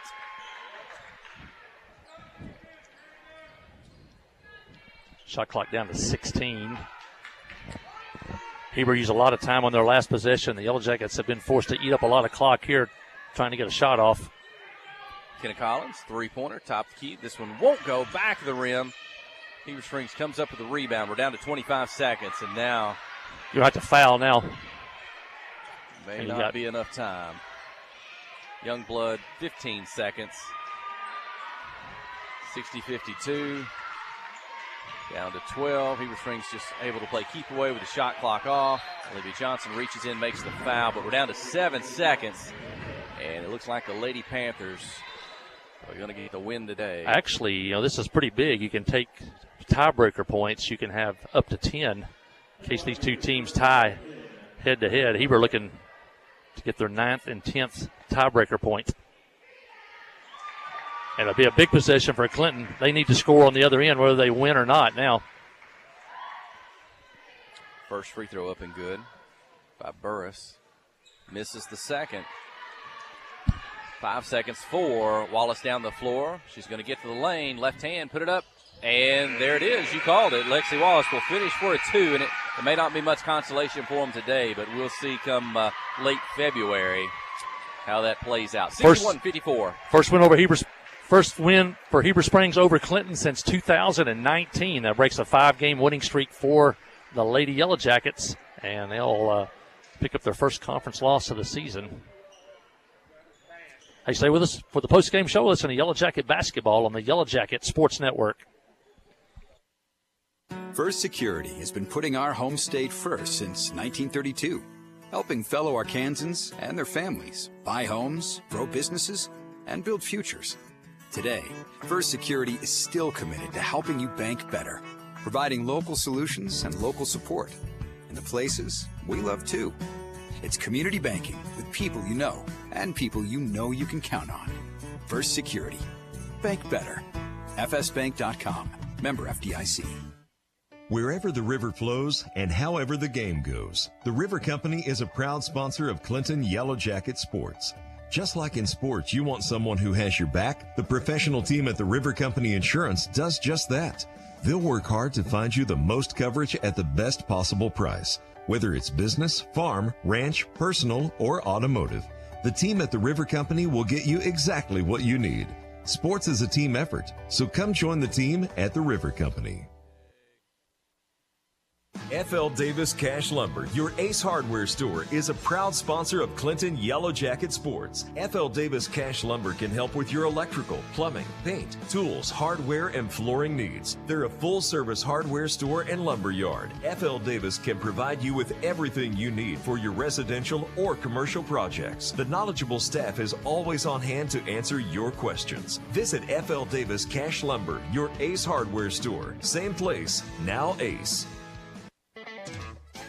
Yellow Jacket basketball is brought to you in part by these fine Yellow Jacket boosters, by the Pottery Shop, by Arkansas Mountain Realty, by attorney Chad Brown, by Southern Belle Boutique and Salon, by TLC Bookkeeping and Tax Service, by Jamie Beavers DDS, by Ingram Tire, by the Western Sizzlin', and by Clinton Drug.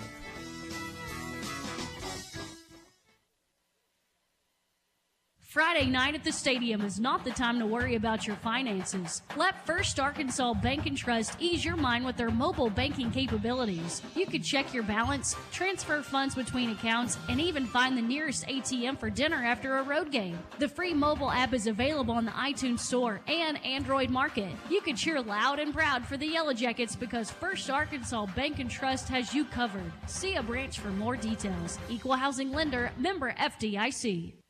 Kick off the season with super fast fiber internet. Petit Jean Fiber gives you the home advantage and is the ultimate choice for sports enthusiasts like you. With lightning fast speeds, you'll never miss a touchdown, a slam dunk, or a winning goal again. Say goodbye to buffering and hello to the ultimate sports experience. Call us at 501-745-2493 to sign up. Better internet, better service, and better pricing that will keep you in all the action. You won't want to miss this. Adventure awaits, and with the all-new lineup of Chevrolets, those adventures can become reality. Jolie Chevrolet has the best lineup of cars, SUVs, and trucks ever. Why go from A to B when imagination can take you everywhere? And remember, when you need service work, Jolie's service department can keep your Chevrolet running like new. Make your best deal today at Jolie Chevrolet in Clinton.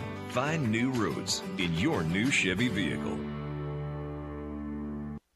Steve Good at Goods Cash Savers says you can learn a lot about life by playing sports. You may never be the biggest or the fastest, but you can always try to be the very best and give 100%. And that's what they do every day at Goods Cash Saver. Even though they don't have the biggest building, they try to have every item that you might need in groceries. They also overachieve every day in their meat department. So when you're looking for a place to shop, give Goods Cash Saver a try. A supermarket that cares about you and your community and says, go Yellow Jackets. And my colleague Jeff Hall, Aaron Duhan back here at Yellow Jacket Arena, the Panther Den in Heber Springs. Lady Yellow Jackets fall to the Lady Panthers today by a score of 61-54. Yellow Jackets led 3-0 and 6-3, and then never led again. They were at one point down 37-22. They were down by 15 points in the third quarter. Made a rally. They outscored Heber 15-5, actually 16-5 over the final 3 minutes of the third quarter. Cut the lead to as close as, let me look at my numbers here. We cut the lead. It was 50-41, 50-43, 50-45, 52-45, 54-50 at one point. It got as close as 4. Heber Springs took a timeout, came out and went on a 6-0 run to push the lead back to 10, but the Lady Yellow Jackets wouldn't quit.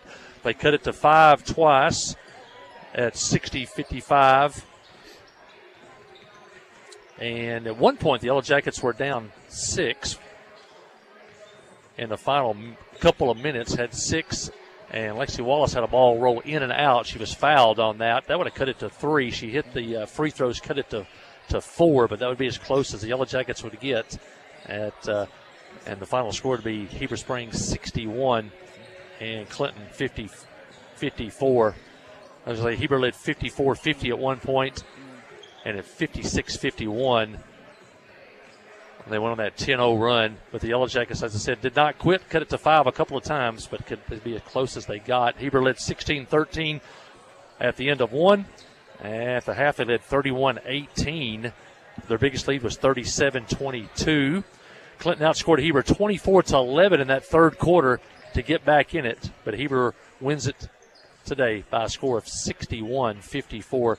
Scoring for Heber Springs, Ada Schote with 12, Taylor Parker 6 on 2 3-pointers, Bailey Burris with 5, Maya Foster with 8, Ella Williams off the bench for 14, and the senior Jordan Youngblood led the way for Heber with 18 points. The Panthers had 3 players in double figures. They were 8 of 12 at the free throw line for 67%, and they hit 4 3-point baskets. Kenna Collins with 6 points, 2 big threes in the fourth quarter. Cam with 2 points. Cameron Keith with 2 points. Caden Brown with 5 today. 5 points on the night. That breaks her streak in double figures. Kaylin Lashley with 2 threes in the first quarter. She finished with 6 points. Olivia Johnson, good day for her today. She had 7 points. Maggie Gresham with only 2 points tonight. Both of those came at the free throw line. She played from the first minute of the third quarter the rest of the way with 4 fouls. And Heber, definitely the key for them was try to keep the ball away from her down low. And they did that for the most part. They did open up some lanes for Lexi Wallace. Lexi led the Lady Yellow Jackets today with 25 points on the night. She had 8 in the first half, 13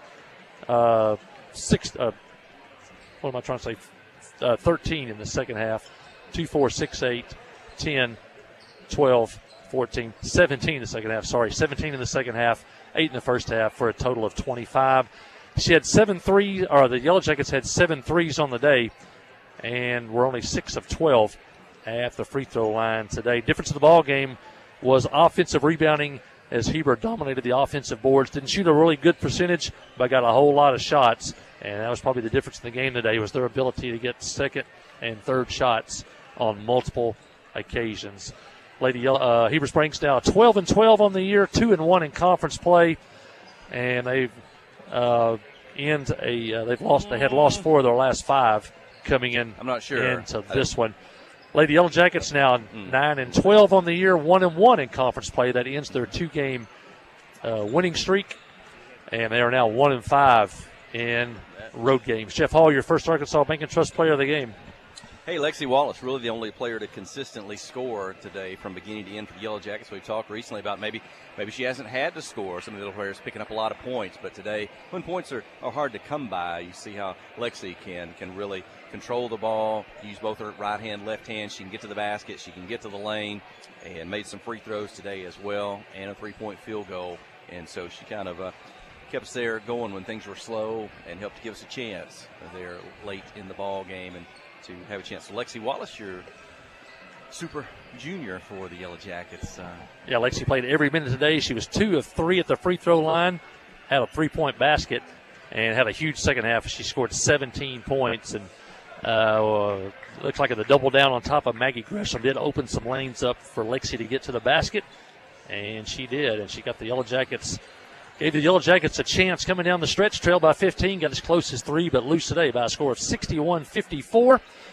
I want to thank First Arkansas Bank and Trust for all their support of Yellow Jacket Athletics. From the live stream to the player of the game, they support Yellow Jacket Athletics, located in the Cash Saver parking lot in downtown Clinton, or as close as your computer. Well, stay with us. After the break, we'll have senior boys basketball. You'll listen to Yellow Jacket basketball on Q92. Towing and recovery is the last thing you think about until you really need it. Then you really want the best. There's only one name to call: Justin's Collision Repair, Towing and Recovery.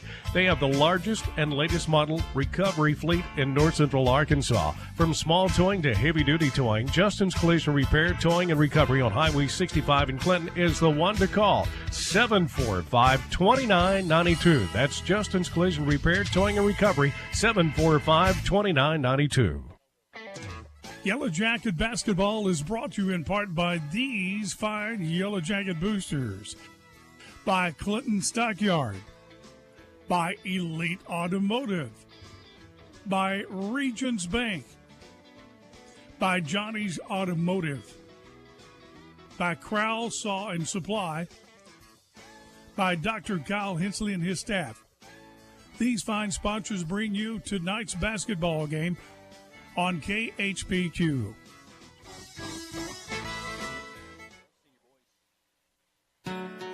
At First Security, we've been investing in our home state since 1932, growing deep roots and even deeper relationships. We're part of Arkansas. It's part of us.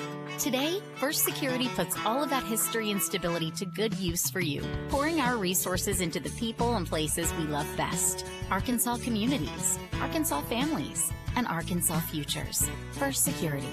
Bank better. FSBank.com. Member FDIC. The Blagg Law Firm is a proud supporter of Clinton High School Yellow Jacket sports. When you need an attorney, call the Blagg Law Firm. Whether it's an injury, accident, criminal defense, DWI, family dispute, Ralph Blagg believes in equal justice for all. Now located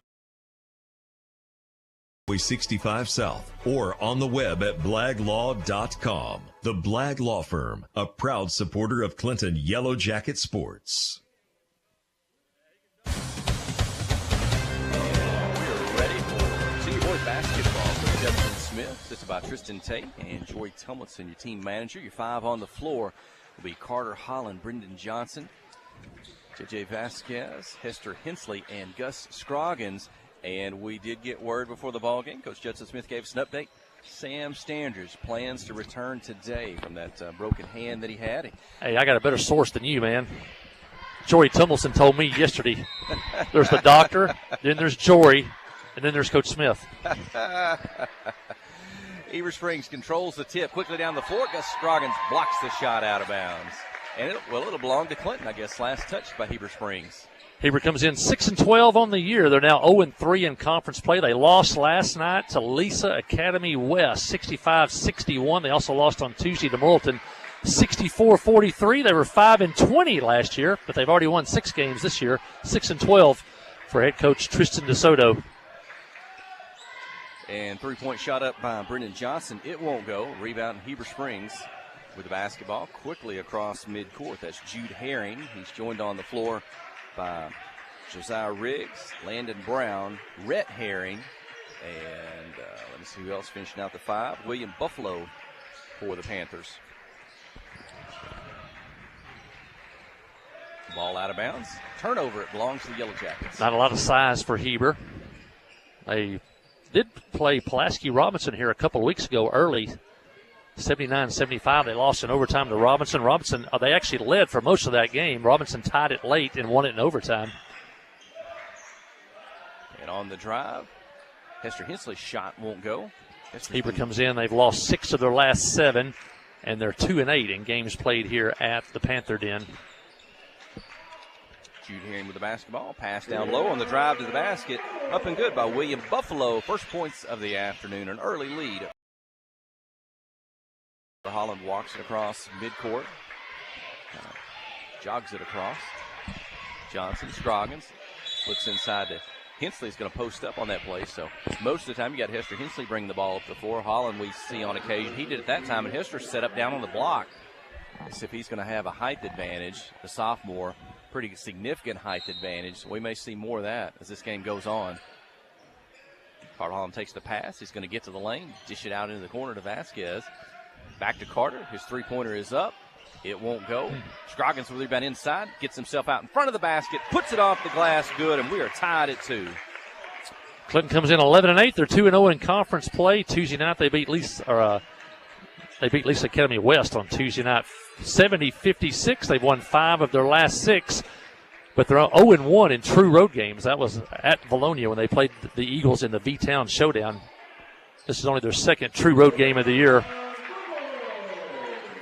And another 2 points by William Buffalo. 4-2. Heber back in front. Brendan Johnson takes the pass. He's atop the key. Back to Carter Holland. Straight up. Three-pointer. Won't go. Off the rim. Out of bounds. And it belongs to Heber Springs. Carter's scoring a lot of points. He scored 50 points in the last 2 games. I don't even have to have the calculator for that. That's 25 a game. And, of course, that game against Arkadelphia early in the year when he had 40 points, only took 22 shots to get 40 points. Clinton's in a man-to-man. And Holland's defending Jude Herring. Three-pointer attempt by Buffalo won't go. Carter steps down, takes the rebound, keeping himself. Now up the floor to Brendan Johnson. Defender in front of him. Back to Gus. Catch and shoot 3. Just short off the rim. And Heber Springs comes up. Rebound off the floor. Up ahead. Rhett Herring with it. Number 3. It's number 22, Josiah Riggs. Off the screen. Steps up to the free throw line. Shot. Misses. Tipped up. And Landon Brown's able to get 2 off the putback. 6-2 the Panther lead. 4:50 in the opening quarter.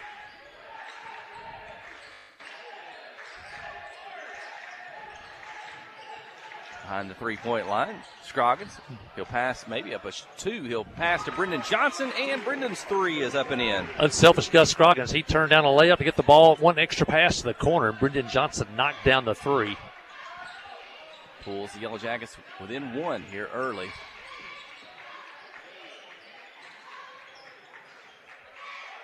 Both Herrings on the right side. Three-pointer attempt by Buffalo. Up and good. William Buffalo quickly 7 points and a 9-5 lead. Buffalo with 7.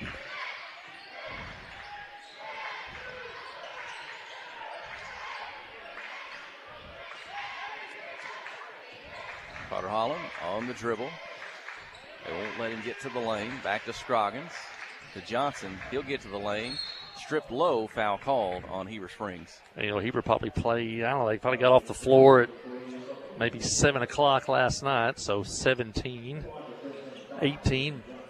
They've only about an 18-hour turnaround before they have to play this game here. But if you shoot well early, you forget you're tired at this age.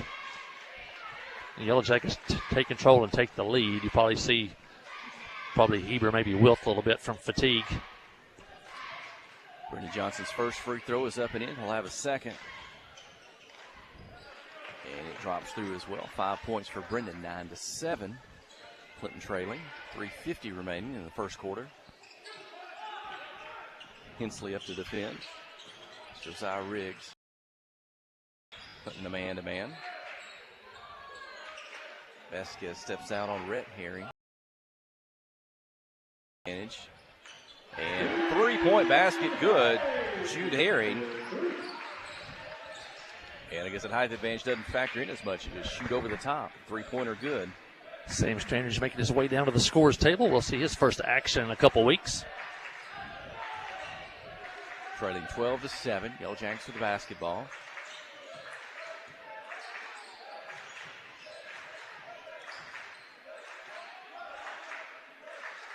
Brendan Johnson from the right side, three-pointer. Won't go. Rebound to the Panthers. Landon Brown quickly down the floor. Red Herring on the left side to the high post. And turn, spin, fall away. Won't go. Gus Scroggins with a rebound. The miss by Brown. Lester Hensley up the floor on the dribble. Gets to the lane. Puts it up with the left hand. A little bit hard off the glass. Rebound Heber Springs. Looked like the ball might have rolled down into his palm a little bit. I don't know if they got a hand on it, but kind of didn't have control of it at the basket. Right to left across the lane. Shot up, miss. Heber Springs gets the rebound. And a foul is going to be called on Hester Hensley trying to take it back. Trailing 12-7, 2:28. First quarter substitutions. It will be Sam Standridge, number 22, coming in for the Panthers. Seth Dudek, number 10, into the ballgame. Landon Brown gets a breather.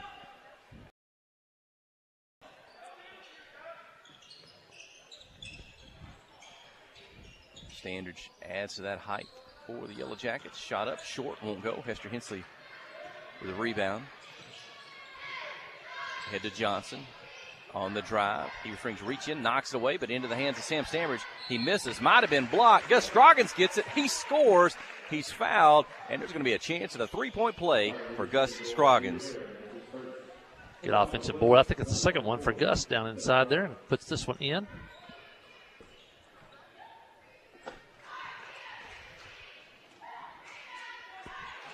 And Gus gets the free throw. He's got 5. Johnson's got 5. Those two players have all of Clinton's 10 points here in the first quarter. They trail 12-10. The 2:05 remaining in the opening quarter.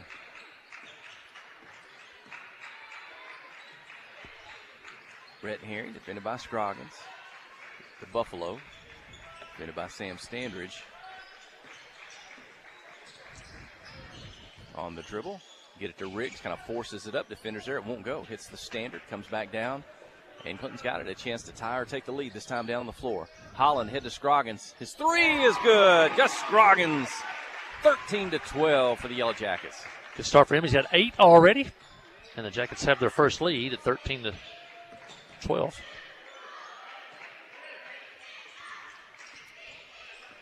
Jude Herring at the top.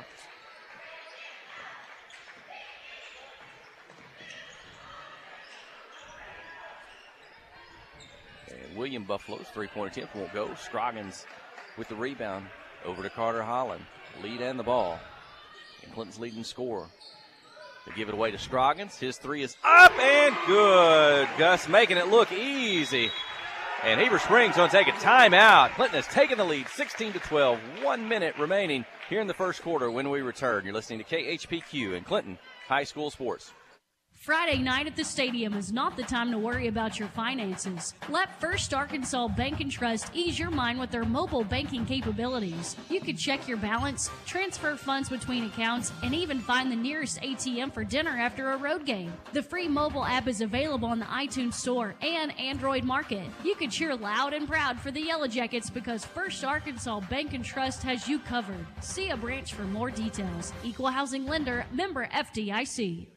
Wherever the river flows and however the game goes, the River Company is a proud sponsor of Clinton Yellow Jacket Sports. Just like in sports, you want someone who has your back. The professional team at the River Company Insurance does just that. They'll work hard to find you the most coverage at the best possible price, whether it's business, farm, ranch, personal, or automotive. The team at the River Company will get you exactly what you need. Sports is a team effort, so come join the team at the River Company. Well, the Jackets trailed for the first 7 minutes of the first quarter, but not anymore. Gus Scroggins with 11 points. He's in double figures already here in the first quarter, and he has shot the Yellow Jackets to the lead. They lead 16-12, and Heber turns it over, and the Yellow Jackets have it. Hey, Jeff Hall, got a report from Super Center and Super Fan Creed Brown. He's not here today. I think he's got to work, but we won't update the fans on Creed and all his crew at Hogs and Heifers. Hopefully they're watching in this afternoon at Hogs and Heifers, one of the great sponsors for Yellow Jacket Athletics and the Yellow Jacket Sports Network. And Heber Springs down the floor, off the miss. 16-14 now, off the two-pointer by Josiah Riggs. Riggs probably their best junior high player last season, only a sophomore. Well, shot clock off. Clinton's got a chance to run it down for a final shot. It's in the hands of Carter Holland. That's where you want it. On the dribble, he'll give away to Gus Scroggins for three. This one won't go. And that will stop the clock. And we'll have to inbound the ball, take that final tick, and finish out the first quarter. There it is. It's a heave. It'll count if it goes, but it's short. And after one, it's the Yellow Jacket Senior Boys 16, the Heber Springs Panthers 14. Here from the Panther Den. Stay with us. You're listening to KHPQ and Clinton High School Sports. Friday night at the stadium is not the time to worry about your finances. Let First Arkansas Bank and Trust ease your mind with their mobile banking capabilities. You can check your balance, transfer funds between accounts, and even find the nearest ATM for dinner after a road game. The free mobile app is available on the iTunes Store and Android Market. You can cheer loud and proud for the Yellow Jackets because First Arkansas Bank and Trust has you covered. See a branch for more details. Equal housing lender, member FDIC.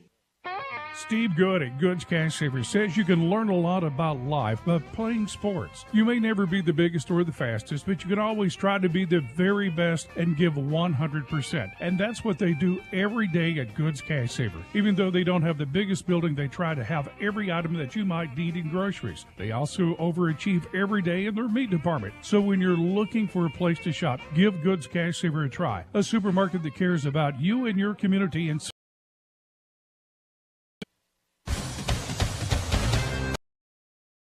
Springs, you probably thought you outplayed.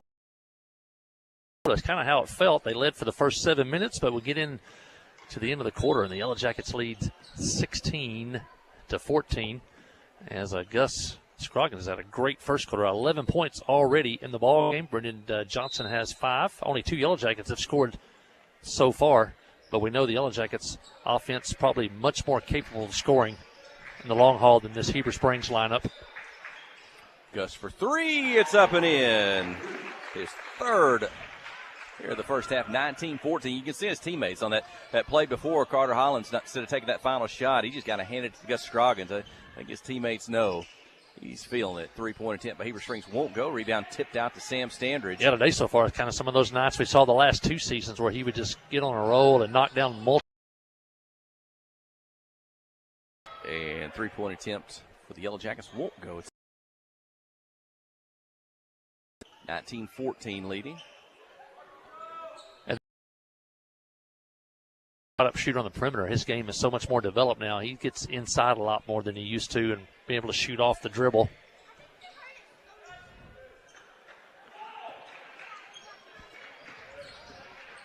Jude Herring over to Rhett Herring.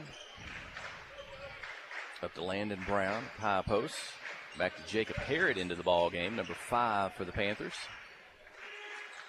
They're joined by Josiah Riggs, number 22 for Heber Springs. And ball knocked away by Carter Holland. He comes up with it. Carter's looking for his first points of the night. Back to Gus Scroggins, catch and shoot. 3 up and in. Another one by Gus Scroggins. He's got 17 points. It's 22-14. And 4 threes. 6:30 remaining in the second quarter.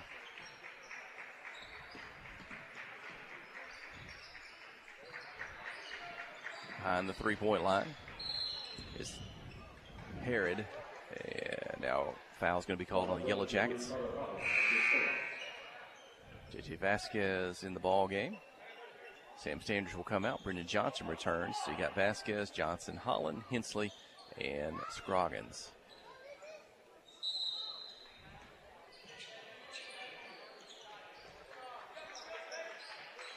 Panthers inbound the ball.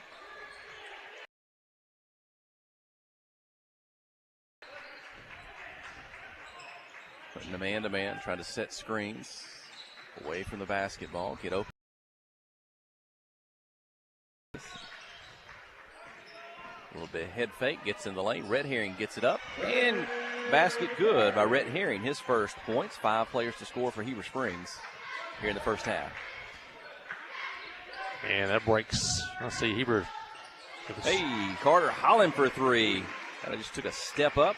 I'm going to say it was 12-10. That was a 15-0 run for Clinton.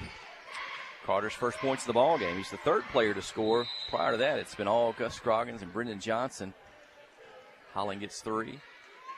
And that's Carter's first 3-pointer in 3 games. Still scoring at a high rate. Really kind of, he doesn't force shots, and he's really kind of been unselfish today with Scroggins knocking down so many. Holland's able to pass away, and his teammates pick up the points. Hester Hensley out.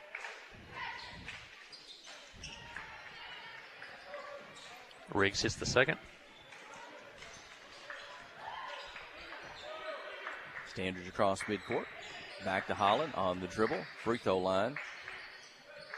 Kicks it out. Sam Standards is open for a 3 from the left side. It won't go. Offside rebound by Rhett Herring and the Panthers.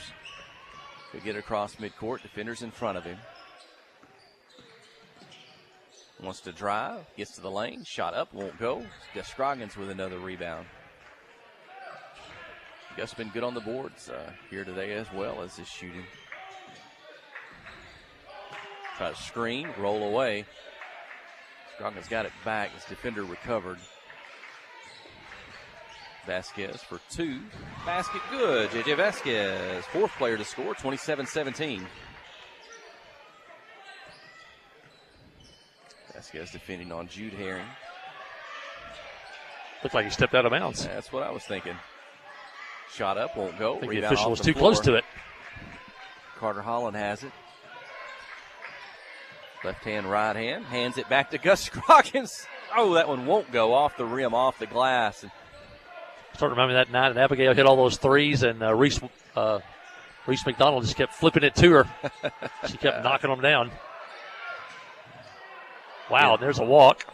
Inside. Oh, diving save. It's going to end up out of bounds, but great defensive effort by Brendan Johnson. You know, it's always easy to beat a double team when you walk with the basketball. He took a step between 2 defenders. I think the officials, I don't know if the morning has been a good day for them either. I don't think refereed last night and having to come out here during the day, it seems like someone kind of sleepwalking through this one. 3-point shot by the Panthers. It won't go, but Buffalo's able to come up with the rebound. He'll step back behind the 3-point line. His misses. Players collide on the offside rebound. Jude Herring's able to get it quickly into Riggs. He turns and scores with the 2. Josiah Riggs 4 points, 27-19. Well, Riggs got rid of that one quick because he knew if he took any time at all, the shot was going to get blocked. Smart play there. He just had a really quick release. Carter Holland on the dribble. Cross court to Sam Standards. His 3 from the left wing won't go. Rebound, Rhett Herring. Pass ahead. Defenders between him and the basket. Carter Holland's able to kick it out of bounds. Keep it with Heber Springs in front of their cheer squad. Clinton cheer squad's here today. They brought a busload. Tammy Hodges-Johnson drove the bus. She told me before the game, she said sometimes it's kind of hard to get them all on there. Clinton travels with a big squad under Jamie Williams this season. 3:25 in the second quarter. Clinton 27, Heber Springs 19. On the dribble, gets to the lane, drawing the foul. Jacob Harrod will go to the free throw line. And also a big crowd today from Clinton. Fans sitting below us here at our broadcast position. So, again, I think we've outnumbered the Heber Springs fans. And a lot of folks making their way across the river. I can see a bright sunny sky out the window today. As Harrod's going to get his first free throw.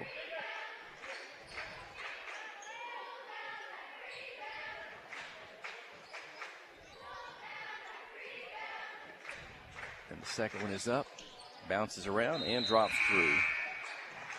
27-21. So Heber had an early lead. Clinton behind Gus Scroggins took the lead. Now Heber Springs within 6. Carter Holland, deep 3 from the right side. I think Judson Smith, I'm not sure what he was reacting to. It was almost, I don't know, it was like no, but then we knock it down. I don't know that he was saying, I don't know that you ever Judson say Smith no is to Carter pumped Holland. for this game. He's coming back home. It's the alma mater. I think that. What did he tell us? I think he was wide awake at 6 a.m. this morning. Oh, he was ready. Him and Bennett Lee were probably up late last night going over game film. Shot inside, won't go. Sam Strandridge for the rebound. And Brendan Johnson, his shot was blocked, and Heber Springs able to come up with it. I think maybe he thought the Heber Springs program might not have the quite the respect for us that he thought they should have. And he is ready to go.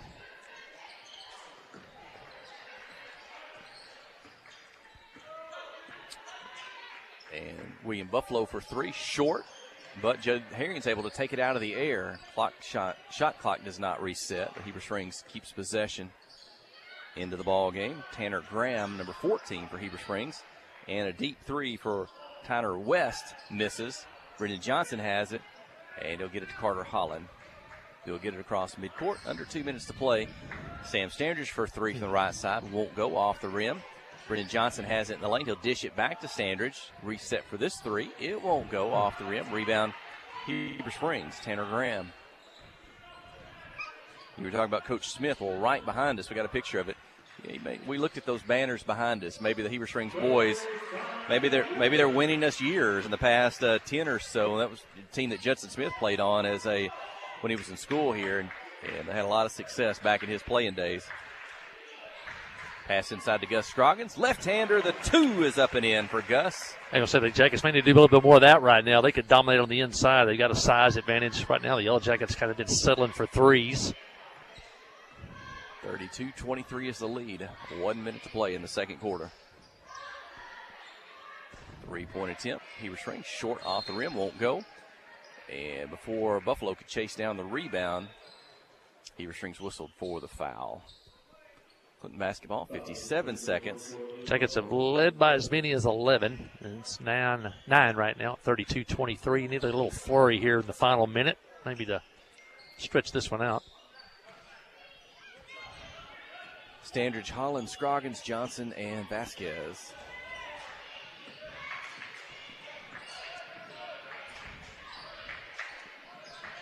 Johnson bounced past it, Holland block, kind of a no-look pass behind him to Vasquez behind the three-point line, rims out, Standridge follows, can't get it to go. Rebound, Heber Springs and Tyner West. Great pass to JJ in the corner.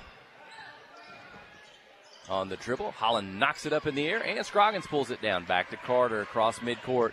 Defender in front of him, one beside him, left-handed, won't go.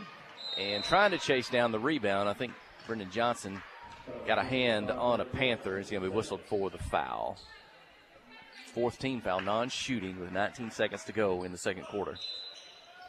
And Will Alexander's going to check into the ballgame for the first time today. Brendan Johnson gets a breather, his second personal foul.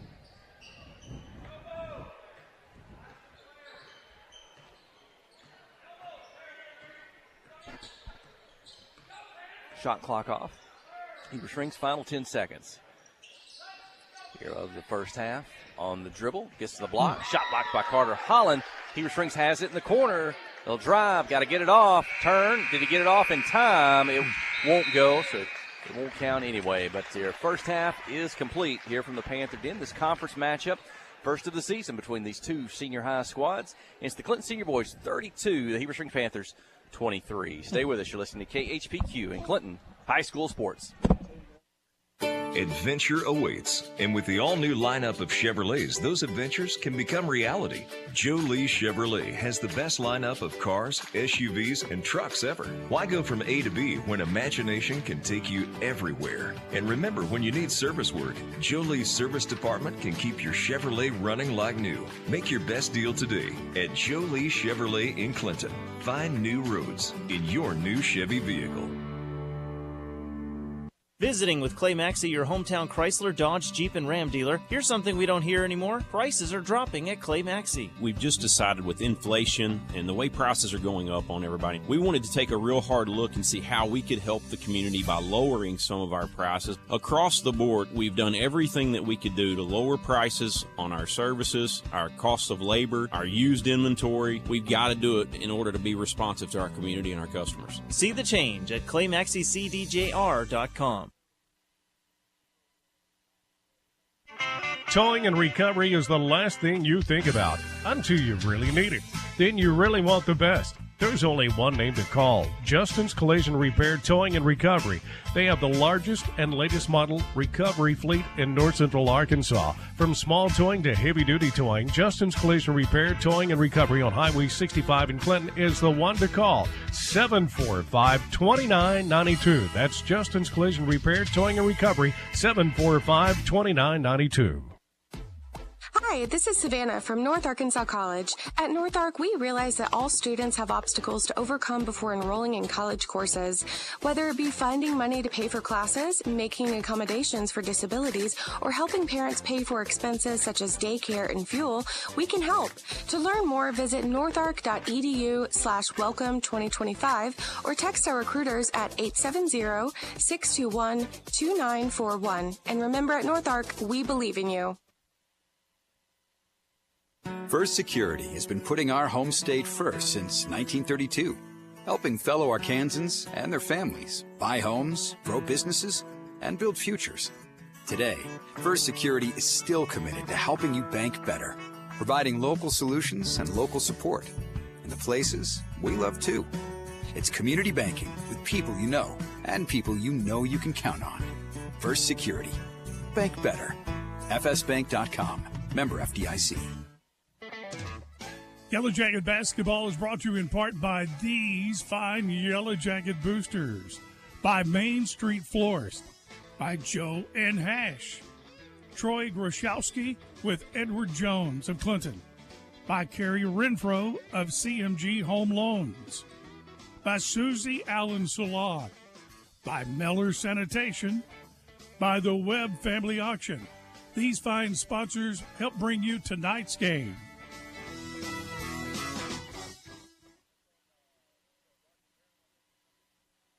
Kick off the season with super fast fiber internet. Petit Jean Fiber gives you the home advantage and is the ultimate choice for sports enthusiasts like you. With lightning fast speeds, you'll never miss a touchdown, a slam dunk, or a winning goal again. Say goodbye to buffering and hello to the ultimate sports experience. Call us at 501-745-2493 to sign up. Better internet, better service, and better pricing that will keep you in all the action. You won't want to miss this.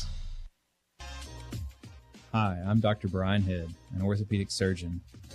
Conway Regional is expanding access to care at their Clinton Medical Clinic. Conway Regional Clinton Medical Clinic is accepting new patients for orthopedic evaluations, post and pre-op appointments, and in-office procedures. Conway Regional is committed to bringing care to you when and where you need it most. To make an appointment at Clinton Medical Clinic, call 501-745-4914 or visit conwayregional.org. Friday night at the stadium is not the time to worry about your finances. Let First Arkansas Bank and Trust ease your mind with their mobile banking capabilities. You can check your balance, transfer funds between accounts, and even find the nearest ATM for dinner after a road game. The free mobile app is available on the iTunes Store and Android Market. You can cheer loud and proud for the Yellow Jackets because First Arkansas Bank and Trust has you covered. See a branch for more details. Equal housing lender, member FDIC. Steve Good at Goods Cash Savers says you can learn a lot about life by playing sports. You may never be the biggest or the fastest, but you can always try to be the very best and give 100%. And that's what they do every day at Goods Cash Saver. Even though they don't have the biggest building, they try to have every item that you might need in groceries. They also overachieve every day in their meat department. So when you're looking for a place to shop, give Goods Cash Saver a try. A supermarket that cares about you and your community and says, go Yellow Jackets. Hey, my colleague Jeff Hall, Aaron Duhan, Jared Billings back here at Yellow Jacket Arena. And the Yellow Jacket senior boys lead 32-23 here at the half. You just tuned in. The Lady Yellow Jackets suffered a loss, first loss to Heber since 2019 earlier this afternoon. And they lost by a score of 61-54. But so far, the Yellow Jacket senior boys lead 32-23. Scoring for Heber Springs here in the first half. Jude Herring with 3. Rhett Herring with 2. Josiah Riggs, the sophomore, with 7. William Buffalo with 7 points in the first half. And Landon Brown with 2 points. Well, the Yellow Jackets only 4 players scored in the first half. Carter Holland with 6 on 2 3-pointers. J.J. Vasquez with 2. Brendan Johnson with 5, including a 3-pointer. But the man of the hour so far, senior Gus Scroggins with 19 first-half points, including 4 3-point baskets. And we've seen him do that before in his career. And a big first half for Gus Scroggins. The Yellow Jackets went to the line 3 times, all those 1 by Gus, 2 by Brendan Johnson. Jackets are 3 for 3 at the line. And they've hit 7 3-pointers. 21 of the 32 points have come on 3-point baskets. 4 by Gus Scroggins, 1 by Brendan Johnson, 2 by the Harding commit Carter Holland. Heber Springs is 1 for 2 at the line, and they've hit 2 3-pointers here in the first half. Jackets will be on the road Tuesday as we travel to Pulaski Academy in West Little Rock. Big conference games there for both the boys and the girls. On Thursday, the junior Jackets and 7th graders travel to Malvern for conference games. And on the 24th, it'll be boys only as the Yellow Jackets travel to Central Arkansas Christian over in North Little Rock and Maumelle, just off Interstate 430. And that'll be a conference game. Boys only, not the girls. CAC was the 2024 3A state champion, so they were forced to move up due to the competitive rule. And they are now in 4A, but their girls are still in 3A. And that game will be Friday night. And then if you want to mark it down, we will be here at Heber Springs again a week from Monday. It'll be junior high night as the junior teams and the 7th grade teams play Heber Springs on January the 27th. And mark your calendars for the last 3 days of February, the first day of March. The 4A regional tournament will be coming to Yellow Jacket Arena. It'll be 4 days of tremendous basketball with some of the best teams in the state of Arkansas coming to Yellow Jacket Arena and to Clinton. And that'll be the final 3 days of February and the first day of March. And we're ready for second half action. And the Panthers will open up with the basketball. And tucked around, knock loose. They'll recover for Heber Springs. Landon Brown in the ball game into the corner. Jude Herring with a shot. It won't go. Jacob Harrod is on the floor. Also Josiah Riggs. And shot up won't go. Panthers with a rebound. And we're going the other way. Heber Springs in the home white, trimmed in red. Yellow Jackets in a road black, trimmed in gold. I'm Jeff Hall. That's my colleague. Aaron Duhon is our video engineer. Kelsey Robinson in the studio for us today, back in Clinton. And it's 32-23. Heber pretty deliberate on offense. They know that they maybe try to eat up a lot of clock on each possession, try to limit Clinton's possessions. And they know their scoring is somewhat limited.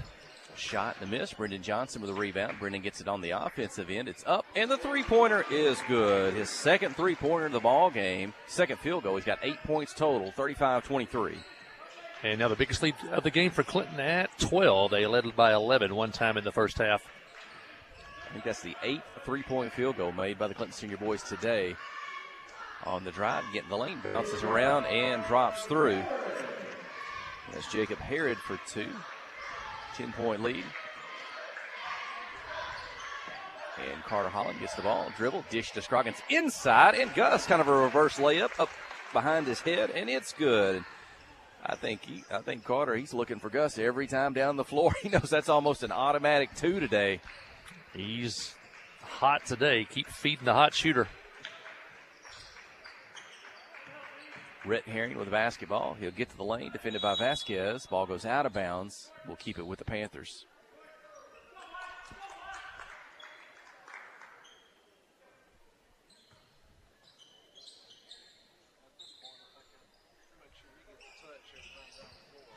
Yep. Jude Herring off the inbound, gets it back in the corner. He'll shoot, miss. Vasquez flies in for the rebound. Outlet pass to Hester Hensley. Pulls up the three-point line. Cross-court pass to Scroggins. is going to drive. Dish to Collin. He gets it back. Here's the pass. The shot by Scroggins. It won't go off the rim. Rebound on the move. Red Herring. Pass ahead to Brown. Puts it up off the glass. Good job by Landon Brown at speed to kind of gather himself. Put it off the glass. 37-27. Hisley on the move. Can't get by the defender. No, excuse me. That was Brendan Johnson. Back to Hensley. Ball knocked out of bounds. Keep it with the Yellow Jackets in front of the Clinton bench.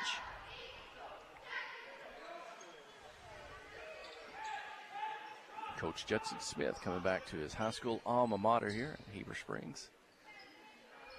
Yeah, seen his dad Wade. We haven't seen him play. He's been pretty busy lately. First time we've seen him at the game this year. Coach Smith had a younger sister, graduated I think last year. Was a part of that Heber Springs girls team that we got to see. Yeah, she's playing basketball this year at Central Baptist College in Conway. Inbound the ball, Scroggins. Johnson down low. He's able to kind of post up, get to the block, back himself out from behind the basket. He's fouled on his shot attempt. Brendan Johnson for 2. He's got 2 free throws made today, leading 37-27 with 5:20 in the third. Brendan 2 for 2 at the line today. Jackets 3 for 3.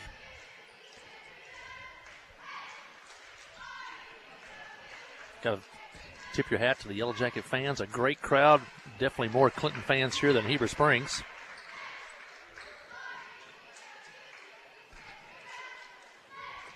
And I'm sure it'll be an even bigger crowd when Heber comes back across the Clinton Lake to play at Yellow Jacket Arena. Shot up, won't go by Johnson. Goes 1 for 2. He's got 9 points in the ballgame, 38-27. Heber Springs down the floor. Jude Herring, number 1. Going to dribble deep, get to the block. Defense there, tosses it back out. And then Brown gets to the lane. He'll put it up and in. Landon Brown asserting himself. 38-29. Yellow Jackets leading. Heber hanging around. And Carter Holland whistled for the travel. And Coach Judson Smith says, no, that's one of those steps Carter Holland can do that looks a little different maybe than some of the guys, but an official called it a travel. I don't know what the Euro step is, but I'm going to call that the Euro step.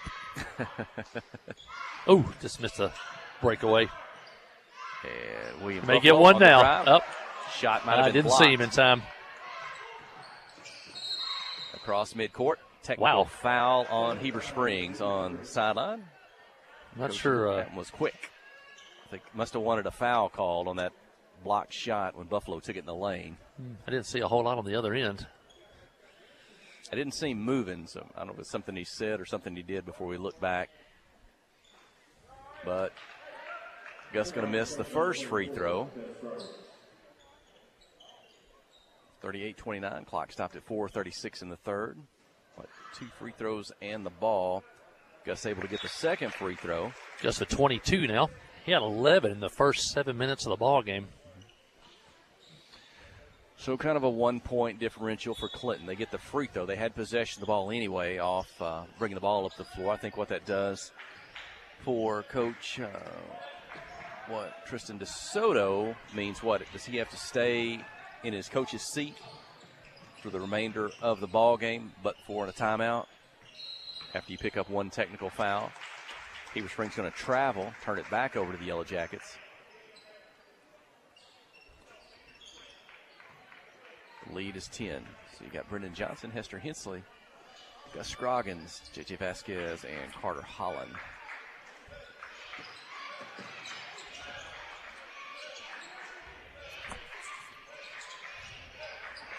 And ball gets loose. They'll chase it down near midcourt. J.J. Vasquez with a save. Official's going to say he stepped a foot into the backcourt and call a backcourt violation. Turnover.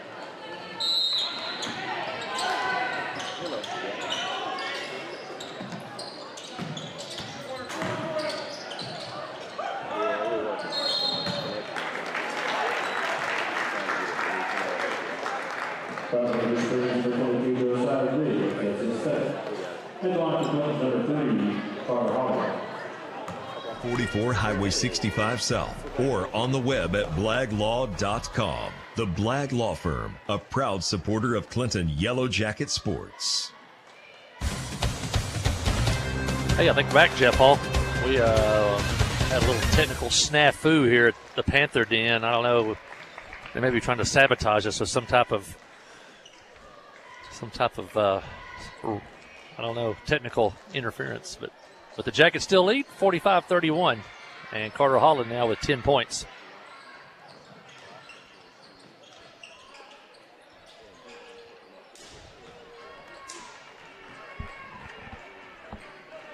One, two.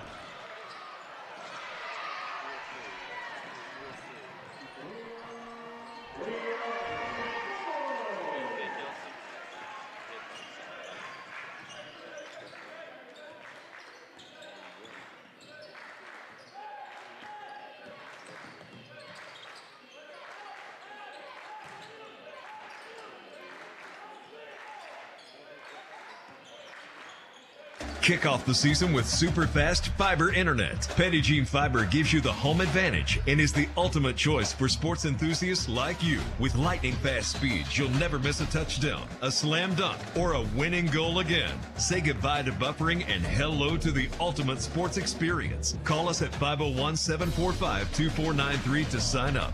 Better internet, better service, and better pricing that will keep you in all the action. You won't want to miss this. Well, Jeff, I think we're back this time. You might have been off that time. I may have been on. Well, same action on the floor. Carter Holland back at the free throw line. He gets the first. He'll have a second. 46-33 is the lead. 1 minute, 29 seconds remaining here in the third quarter. I think the camera continued to roll, so you had video, just no sound. Carter misses his second. I think that's what happened just a moment ago. But I've got Carter down official with 11 points on the day. Gus Scroggins the leading scorer for Clinton. I've got him with 22 in the ball game, including 4 3-point field goals. A 13-point lead and 3-point attempt by William. Buffalo won't go. Sam Standridge for the rebound. It's Standridge, Hensley, Johnson, Holland, and Scroggins. Inside to Gus Scroggins. The shot's blocked, but Sam Standridge is able to pick it up. And Sam's going to be fouled.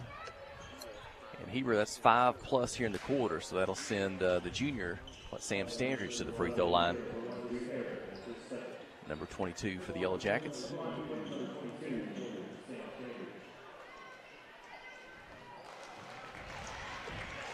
Good to see Sam hit that one. His form looks good today. You know, it was just eyeball test. You know, the final few games before we really found out that he was injured. You know, he didn't score a whole lot, didn't shoot as well. Maybe that hand was bothering him. So by coming out of here and shooting with pretty good form, maybe ready to go. Misses the free throws.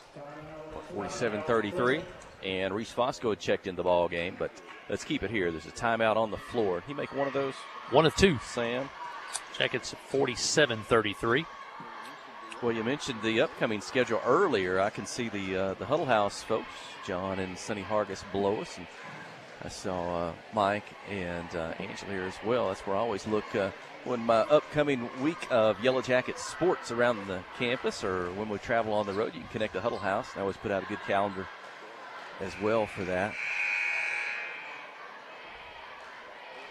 Oh, yeah, the Huddle House. That is really handy, and a lot of people can go right there to the Huddle House weekly sports schedule. It's not just basketball. You know, during football and tennis was going on and golf and all those things, and we'll roll into spring with track, baseball, softball. So it's a great service by John, Miss Sonny, and Angela, and Mike, and all the crew at the Huddle House. And great food on top of that.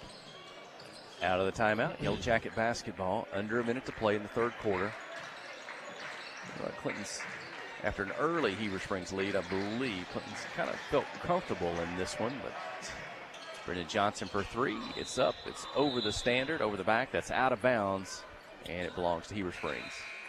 You know, Hitchson really had that explosive 3 or 4 minute stretch to really put this one away. Heber's really never thought they were in it, but it's always been from 8 to 14, really. And they've kept the Yellow Jackets to less than 50 points here through 3 quarters.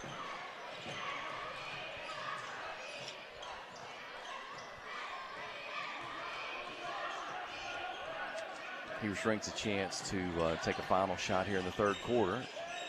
Jude Herring in the corner. Cross-court pass, 3-point shot up, just short off the front of the rim. Attempt by Tyner West. They get the rebound. The putback misses. Hester Hensley's got it. And in traffic, ball gets loose at the buzzer. Shot won't go. So after 3, it's Clinton 47, Heber Springs 33. Fourth and final quarter when we return. You're listening to KHPQ and Clinton High School Sports.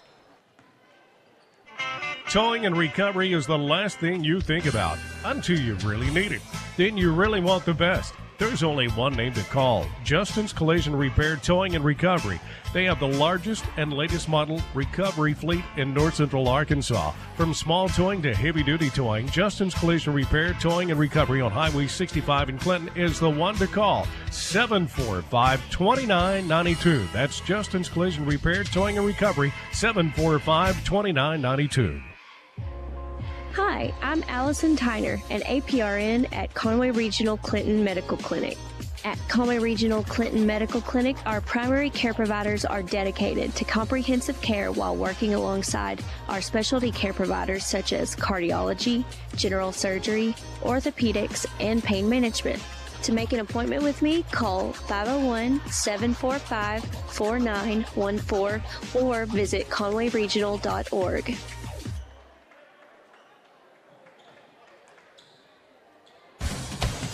Clinton outscores Heber Springs 15-10 in that third quarter. They lead 47-33 as we head into the fourth quarter. Carter Holland and Gus Scroggins in double figures for the Yellow Jackets. Carter with 10, Gus with 21. And knocking on the door, Brendan Johnson, he has 9 for the Yellow Jackets. Heber has it. Here we go.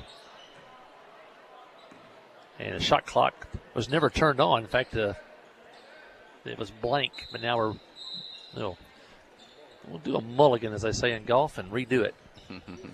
Fourth quarter underway. Coach Judson Smith on his feet, looks out on the floor. He's got Hester Hensley, Carter Holland, Gus Scroggins, Brendan Johnson, and Sam Standridge. Gus Scroggins, Carter Holland, both in double figure scoring for the Yellow Jackets. Brendan Johnson right behind them at 9 points. 2-point attempt for the baseline, won't go. Hensley defending, rebound Carter Holland. To Hester. A dribble, pull up, side of the lane. Shot won't go. Holland for the rebound, up and in. Carter Holland. Good athletic play. Carter got the rebound on the right side of the basket. On one hop, was able to do that reverse layup and score, and that prevented the shot from being blocked by going to the left side, using the rim for protection. The Jackets now with their biggest lead, 49-33. William Buffalo gets it in the lane. A couple defenders there, and it's going to force him. He lost control, I think. Dribbling out of bounds. Now you may start to see Heber now, the game starting to get out of reach, and you played 18 hours ago. Maybe you may start to see a little letdown here in the final 7 minutes. Gus Scroggins, catch behind the three-point line. In and out, won't go. Rebound Heber Springs. That one did everything but go in. Gus started with 4 threes in the first half. And if Gus doesn't make another point today, with those 22, that kind of burst was it in the second quarter that kind of gave Clinton the big lead that they really never looked back from. What a pass. And wow. Scroggins looked right, threw a glass. bounce pass left. Gus Scroggins for the layup. What a play.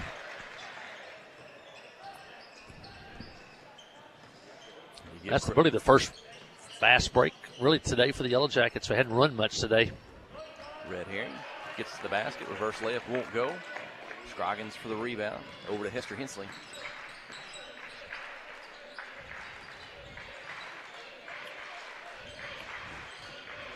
And Hester behind the three-point line. Got a height advantage. Spins in the lane. Just short. Gets his own rebound. Up and over the front of the rim. Hester Hensley for 2. 4 points total. 53-33. I think that's the first, 20-point lead of the day maybe. And substitutions coming for Heber Springs. They got 4 coming in. And I suspect we'll see substitutions for Clinton. I do see Will Alexander up off the bench. I think that maybe J.J. Vasquez as well returning.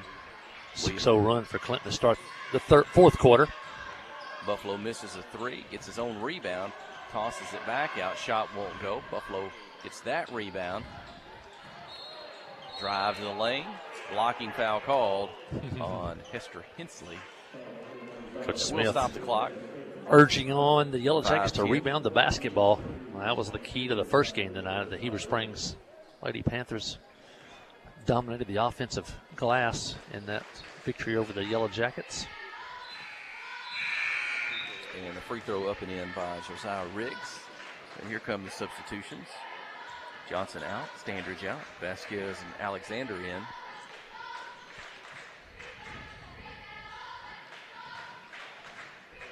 Heber with their first victory of any kind over a Clinton Senior High team in that first game today. It's been 2019 since Heber Senior Girls won. It's been 2014 since Heber Springs beat a Clinton boys basketball team. It's been over a decade, 10 straight games. And we're looking at number 11 here, looks like, with 5 minutes left and an 18-point lead.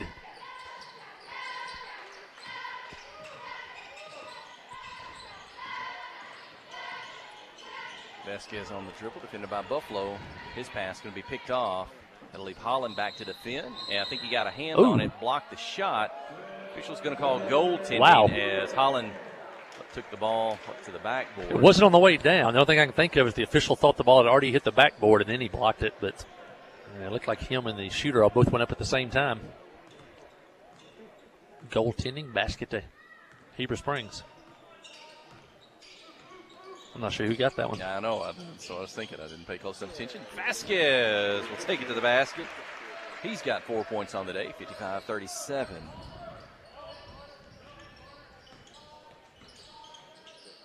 Seth Dudek for the Panthers. Pass it over. The attempt by Tyler West won't go.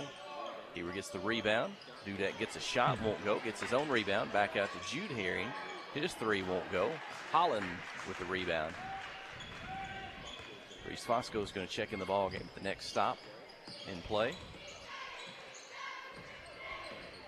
Hensley top of the key. Over to Carter Holland. His three-pointer from the right side. Good. Carter Holland, his fourth three-pointer of the day. 16 points, 58-37. Yeah, went 2 games without one. He's got 4 today. He is back in form. 15 points. Quietly 15 points today for Carter. I don't think and that's 65 points in the last 3 games. I don't think he scored until the second quarter today. On the drive, shot up. Foul called on Gus Scroggins. And substitutions coming in probably after the first of these 2 free throw attempts. Reese Fosco in the ball game. Who else is that going to be? Maybe Terrence. Is that going to be Terrence? Seth Dudek at the line, along with our longtime Blood Jacket fans might remember Seth's dad, Pat, was a really good quarterback here several years ago for the Heber Springs Panthers. Is that William McFall? I think Seth. I think he's a wide receiver on this year's team for Heber Springs.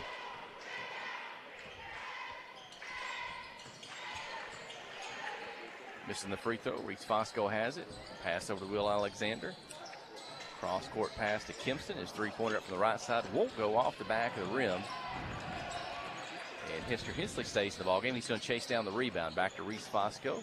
Kimpson will drive the baseline. Try to pass it across. Picked off. Loose now. Out of bounds. It belongs to the Yellow Jackets. Yeah, Kimpson, William McFall, Will Alexander in the game. Reese Fosco for Clinton. Sophomore Hester Hensley still in with that group.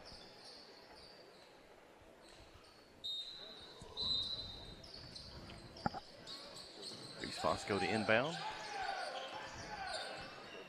Go ahead to the corner. Hensley will drive down the left side, turn, toss it back out. Reese ends up with it on the wing. He'll pass away. Gets it back. Now the open three for Fosco is good. Three-pointer, 61-38. Reese rose up and knocked that one down. Good looking for him. Jackets their biggest lead at 61-38. He can make that shot when he gets an opportunity. Gets in the game. The senior for the Yellow Jackets.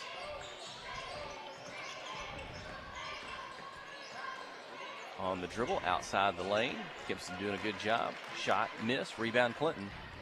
Yeah, Reese's mom, Melanie, part of the crew at Farm Bureau. I want to thank them for working the concession stand on Thursday night. It was a long night, 4 games, and Mickey and Kara and Melanie and all the crew. Some of the board members were even there. Thank Farm Bureau. Thank Farm Bureau also for the popcorn bags.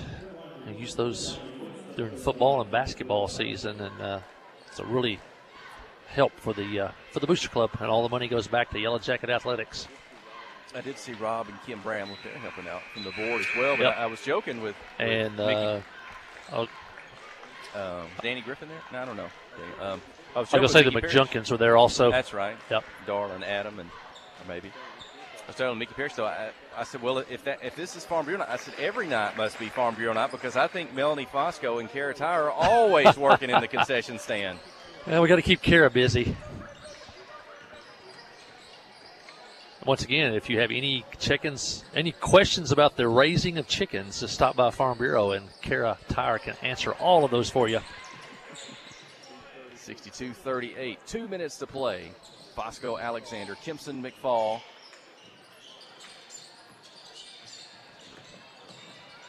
And on the dribble, Kimpson. The stop. Yeah, Jacob Wildman's in the game. Needs help. Wildman, number 23 for the Yellow Jackets. Ball out of bounds. Keep it with Clinton. With 1:48 to go. Reese gets it back in the corner. A little bit of a head fake. Defender falls down. He'll step back 3 from the right. Reese! Good! Back-to-back threes by Fosco. 65-38. Reese on fire this afternoon. Jackets by 17. 17. On the dribble, they'll get deep, get to the block, shot up and in. Good, Allen.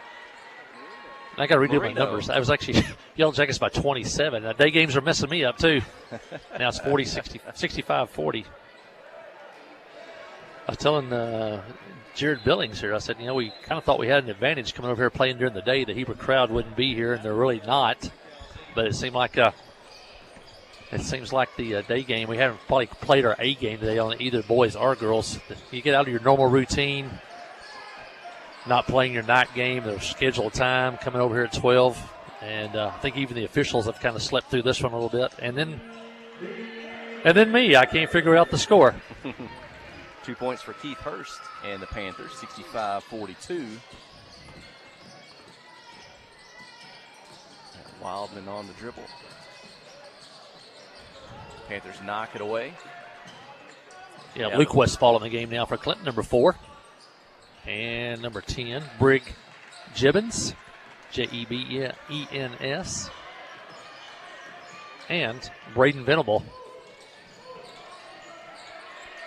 Braden, one of our Yellow Jacket football players. Heber Springs with it.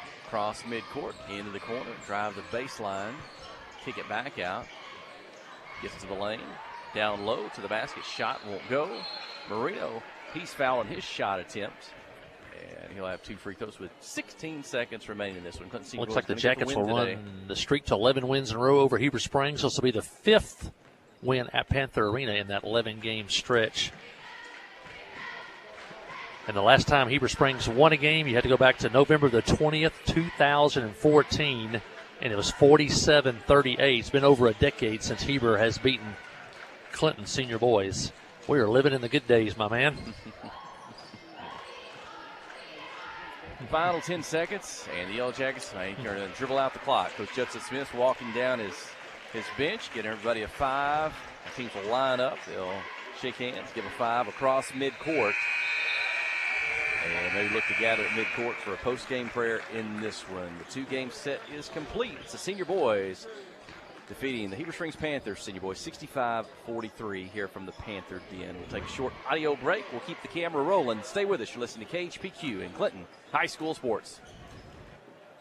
Steve Good at Goods Cash Savers says you can learn a lot about life by playing sports. You may never be the biggest or the fastest, but you can always try to be the very best and give 100%. And that's what they do every day at Goods Cash Saver. Even though they don't have the biggest building, they try to have every item that you might need in groceries. They also overachieve every day in their meat department. So when you're looking for a place to shop, give Goods Cash Saver a try. A supermarket that cares about you and your community and says, go Yellow Jackets. Visiting with Clay Maxey, your hometown Chrysler, Dodge, Jeep, and Ram dealer. Here's something we don't hear anymore. Prices are dropping at Clay Maxey. We've just decided with inflation and the way prices are going up on everybody, we wanted to take a real hard look and see how we could help the community by lowering some of our prices. Across the board, we've done everything that we could do to lower prices on our services, our cost of labor, our used inventory. We've got to do it in order to be responsive to our community and our customers. See the change at ClayMaxeyCDJR.com.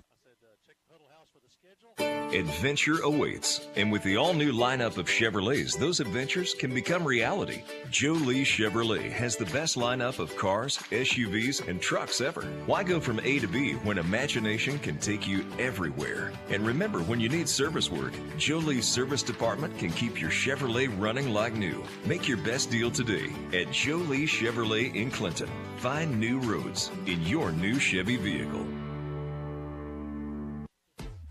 Hi, this is Savannah from North Arkansas College. At North Ark, we realize that all students have obstacles to overcome before enrolling in college courses. Whether it be finding money to pay for classes, making accommodations for disabilities, or helping parents pay for expenses such as daycare and fuel, we can help. To learn more, visit northark.edu/welcome2025 or text our recruiters at 870-621-2941. And remember, at North Ark, we believe in you. First Security has been putting our home state first since 1932, helping fellow Arkansans and their families buy homes, grow businesses, and build futures. Today, First Security is still committed to helping you bank better, providing local solutions and local support in the places we love too. It's community banking with people you know and people you know you can count on. First Security. Bank better. FSbank.com. Member FDIC. Wherever the river flows and however the game goes, the River Company is a proud sponsor of Clinton Yellow Jacket Sports. Just like in sports, you want someone who has your back. The professional team at the River Company Insurance does just that. They'll work hard to find you the most coverage at the best possible price, whether it's business, farm, ranch, personal, or automotive. The team at the River Company will get you exactly what you need. Sports is a team effort, so come join the team at the River Company. And we're back post-game here from the Panther Den. We'll add things up here for you on the Senior Boys victory and name the first Arkansas Bank and Trust player here in just a moment. Well, while we got a chance, let's bring in the first Arkansas Bank and Trust player of the game for the Clinton Senior girls today, Lexi Wallace. Lexi able to join us here as we're sitting on the visiting side. She said, I saw her folks leaving early. I thought, I'm not going to get to catch her today. She tells me, though, they are leaving. They got a Pee Wee game in Bologna, probably 4 o'clock? Yeah, it's at 4:30, I'm pretty sure, yeah. So Wallaces are on the run, but Lexi gets to stay behind and visit with us just for a moment. And, Alexi, it's been a while since your game ended earlier, and kind of one of those days when I think maybe we had a little bit of an early lead, then Heber Springs came back, kind of got a fairly big lead, and we're kind of sitting here off the air thinking we just don't have it today. I don't think we're going to get back into this one. You girls come roaring back. You get within 4 points a couple of times. We kind of had our chances and at the end, but so I'm sure a little bit disappointing, but kind of your thoughts on how today's game went. I just think if we would have came out first half the same way we came out the second half, I think it would have been a totally different game. We just didn't execute our defense the way that we've practiced. We knew they were going to hit the middle and they were going to go score, and that's exactly what they did. They executed it perfectly, and we didn't. They rebounded, had multiple chances, and we also talked about that in practice. That's how they were going to win, and they did exactly that. So, when it comes down to it, we just needed to play harder first half, rebound first half. They did exactly what they needed to do to win that game. So, we got to give them credit, hit shots, and we did it first half. So, it's just the way it turns out. We came within 4, I kind of was like, okay, this is the shot, this is what we're going to do. But they just kept getting in the paint, kept scoring, and ones, free throws. They didn't miss, I don't think, hardly any. So, they just did exactly what they needed to do to win that game. Did a good job. And, points were fairly hard to come by for us today. Matter of fact, you were the only player with more than 3 field goals for the Clinton. Olivia had 3 field goals. She had 7. Everybody else, nobody had more than 2 field goals in that ballgame. You were the leading scorer today, 22 maybe, finished on the day. And I don't know, they too, your teams are probably fairly familiar with each other. You've been able to watch each other on video. Maybe you know what they're going to do or want to do. They know what you're going to do or want to do. And it seems at time maybe they kept us from some opportunities. You kind of had to create some opportunities, which you can do off the dribble and get to the lane and score. That's kind of where the points had to come from today. Yes, sir, it did. And I'm pretty sure they had Maggie. she was packed in. I think they knew they kind of took her out of the ball game, and that just made us have to find other ways to score. And sometimes it worked, and then other times we just couldn't get it done. I was talking on the radio in this recent week about you saying, Alexia, our leading scorer kind of last year and this year, kind of last couple weeks, but not really having to force things and kind of some other players scoring and maybe not having to score. Caden Brown's been on fire lately. I think she had 38 points in the 2 games before this one, and kind of just on a particular night, wherever the points are going to come from, and kind of get spread around a little bit. Yeah, it has been spreading around a lot, but today I think they knew she's been hot, and they covered her. They knew Maggie's been hot. They covered her. So, we just got to have other players knowing to step up and, do their job to be able to win. Right. Any different today playing on a Saturday at noon as opposed to a Tuesday or Friday night? Not necessarily. The time, yes. But, we still have a huge crowd no matter where we go, so I don't think that affects it. Because home court advantage, yes. But here, it feels like we're playing at home anywhere we go because we've got a ton of people that come out. Yes, we had more people here, and we're playing at Heber. So, it still kind of feels like a home game, but we just, I guess, maybe that being a 6 o'clock game may have pumped us up a little bit better than it did as playing at noon, but oh well. Conference game today. It's still early in the conference season. You got one win over Morrilton, a loss today, and you'll play both of those teams again. I saw Coach Post after the ball game. I said, we'll get them at home, and he said, we better, and kind of thinking ahead. I totally agree. Well, thanks, Leslie. But I got to ask you, and my colleague did before we came back on air, the snow day we had last week, there was the Snow Angel Challenge that Principal Tim Smith threw out to everyone to do their snow angel, and then throughout the day we just saw snow angels popping up all across social media and Facebook. I'd say arguably two of the best were connected to you. It was either the Wallace family out at home with 6 or 7, almost everybody except just about everybody except Allison home from college. She didn't get out. We missed Allison that day, but you had your whole family out doing one, and then you had your grandmother Beverly Wallace with H.C. Wallace filming. I don't know which one of those two were the best, but I'm gonna give them the winner of the whole snow day angel challenge. I mean, my Nana's sister sent out a video to our family group chat of them doing a snow angel in the ground. So then we made one, and all of a sudden we're on Facebook and we see that my Nana decided to make one. And I mean, I just didn't even have words. I laughed and laughed and laughed. But I think the funniest part was the arguments and bickering behind the screen. But I mean, it doesn't surprise me one bit. It does not surprise me. But it was very entertaining and it was funny, and it doesn't surprise me one bit. I saw your grandfather H.C. Wallace here. I said we might need some video help from you. You know, haven't seen his work in that, and I think he said something about, well, as long as his wife is something or some part of it. So no, he can't stand being told what to do, and she can't stand the fact that he can't hear. So I mean, that just clashes. Well, thanks, Lexi Wallace. You and your teammates, you're always fun to watch, and I think we'll be back out next week, maybe at Pulaski Academy, which some say maybe is the #1 girls team of all of Class 4A. So another big game, another good opponent. Yes, it is. But we'll look forward to that. Thank you. Yeah. Well, thanks. That's Lexi Wallace. And I'll let you slip away. There's still a lot of people left here, so get you there. Thank you. Thanks, Lexi. We'll get Mike Holly back in, and we'll finish off the boys' broadcast here from Heber Springs and get us off the air. And we'll see here. All right, see you, Jared. I'm back in here. Good interview with Lexi Wallace, and we'll look over some of these stats as the Yellow Jackets win the second game of the doubleheader today by a score of 65-43. Scoring for Heber Springs unofficially, Judah Herring with 3, Rhett Herring with 4, Alan Moreno with 2, Jacob Herod with 2, Seth Dudek with 1 point, Josiah Riggs with 8, William Buffalo, he had 8. He got those pretty early in the ballgame, didn't score again.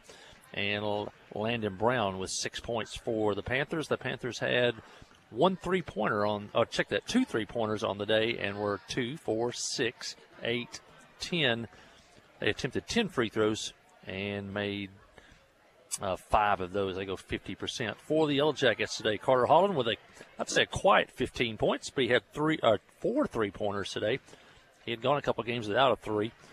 Sam Standridge back from an injury, had 1 point. Hester Hensley, the sophomore point guard, with 4. J.J. Vasquez with 4. Brendan Johnson with 9 points on the day. And the big shooter today for the Yellow Jackets, well, let me go on to Reese Fosco with 6 on 2 3-pointers. Also, Will Alexander with a point today at the free throw line. But the big scorer today, Gus Scroggins for the Yellow Jackets, had 19 first-half points. He finishes the day with 24 points, including 4 3-point baskets. The Yellow Jackets knocked down 11 threes today.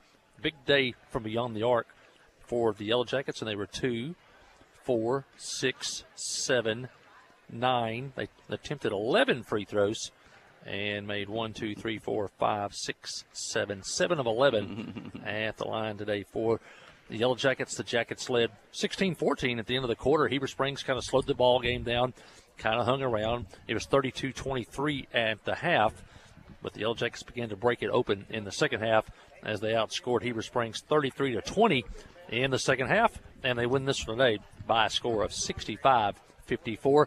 Heber now 6-13 on the year, 0-3 in conference play, and they've lost now 7 of their last 8 games, and they are 2-9 in games played here at the Panther Den.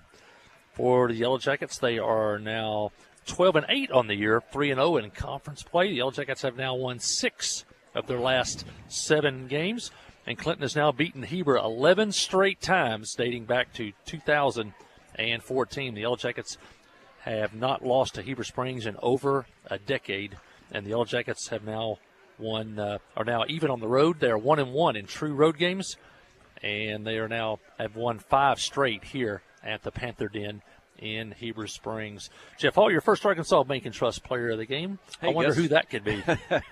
That's got to be Gus in that. And what was interesting was all his teammates knew it. When Gus went on that streak in the second quarter to blow this game wide open, from which the boys never looked back, Carter Holland may have as many assists to Gus as Gus had points in the first half. And that's fun when you see a player do like that and just kind of get locked in, and everybody knows it, and they're giving it to him. And that's the Gus that we've seen since his sophomore year. He kind of burst on the scene. You kind of talked about earlier, kind of as a three-point shooting specialist, kind of similar to when Abigail Parks did that on the girls type thing. And not only can he do that, but he's developed into a really well-rounded player. He gets a lot of rebounds over the course of the game down low, and can also shoot off the drive or shoot in the lane, and it's kind of added that. And it's good to see. Sometimes some of the points, Brendan Johnson can score a lot of points. Carter Holland can score a lot of points. Hester Hensley's been scoring points. So maybe it's not on Gus to knock down 20 every night, but it sure is fun, and it's nice to see when he can and when he gets on a streak like that. Yep, first Arkansas Bank and Trust player of the game, no doubt tonight. It is Gus Scroggins, and we've seen him get on tears like that beyond the three-point line for the last 2 years. And so he is our first Arkansas Bank and Trust player of the game. And thank First Arkansas Bank and Trust for bringing you the live stream, one of the 3 sponsors of the live stream. I want to thank Petty Jean Fiber for all those 3 points that went down. That was 11 3-pointers tonight. Petty Jean Fiber, 3-pointers. And once again, First Arkansas Bank and Trust located in this Cash Saver parking lot in downtown Clinton, as close as your computer. Well, Yellow Jackets will take tomorrow off, and they'll travel to Pulaski Academy on Tuesday. Those are big conference games. The Lady Bruins of Pulaski Academy, last time I looked, they were 18-0, and maybe more than that now. They haven't lost this year. They made it to the third round of the state tournament last year. They and the Yellow Jackets split last year, so it's a big conference game with the Lady Jackets losing this afternoon, and every game counts as there's no district tournament. And on the boys' side, you got to keep winning. Jackets, as I said, are now 3-0 in conference play. You got to keep winning, and PA has got off to a slow start, but definitely capable of playing well at home. And so the Yellow Jackets will have to come out and be ready to go on Tuesday night. We'll have the broadcast for you. Coach Smith down there will waving at us, but we'll have the broadcast Tuesday night. We'll be on the air around 6 o'clock for the senior girls from West Little Rock and take on the Pulaski Academy Bruins. And, of course, junior high will be heading to Malvern on Thursday. Senior boys only will be heading to CAC on Friday night. So for our next broadcast, we'll see you Tuesday at 6 o'clock, Jeff Hall. That'll do it today from Heber Springs. Thanks for joining us. For Kelsey Robinson, our studio engineer, for Sid King getting us set up throughout the week. For Aaron Duhon making the trip over from Russellville and Arkansas Tech this morning on Aaron the video. Duhon is all in. We had a little bit of audio problems today. That was not Aaron. That was on our audio end. So good day for Aaron in the video and for folks watching back at home. If there was anybody still at home because the video came over to the den, so we're certainly glad to have them. Well, thanks for Aaron. For Mike Holly, I'm Jeff Hall.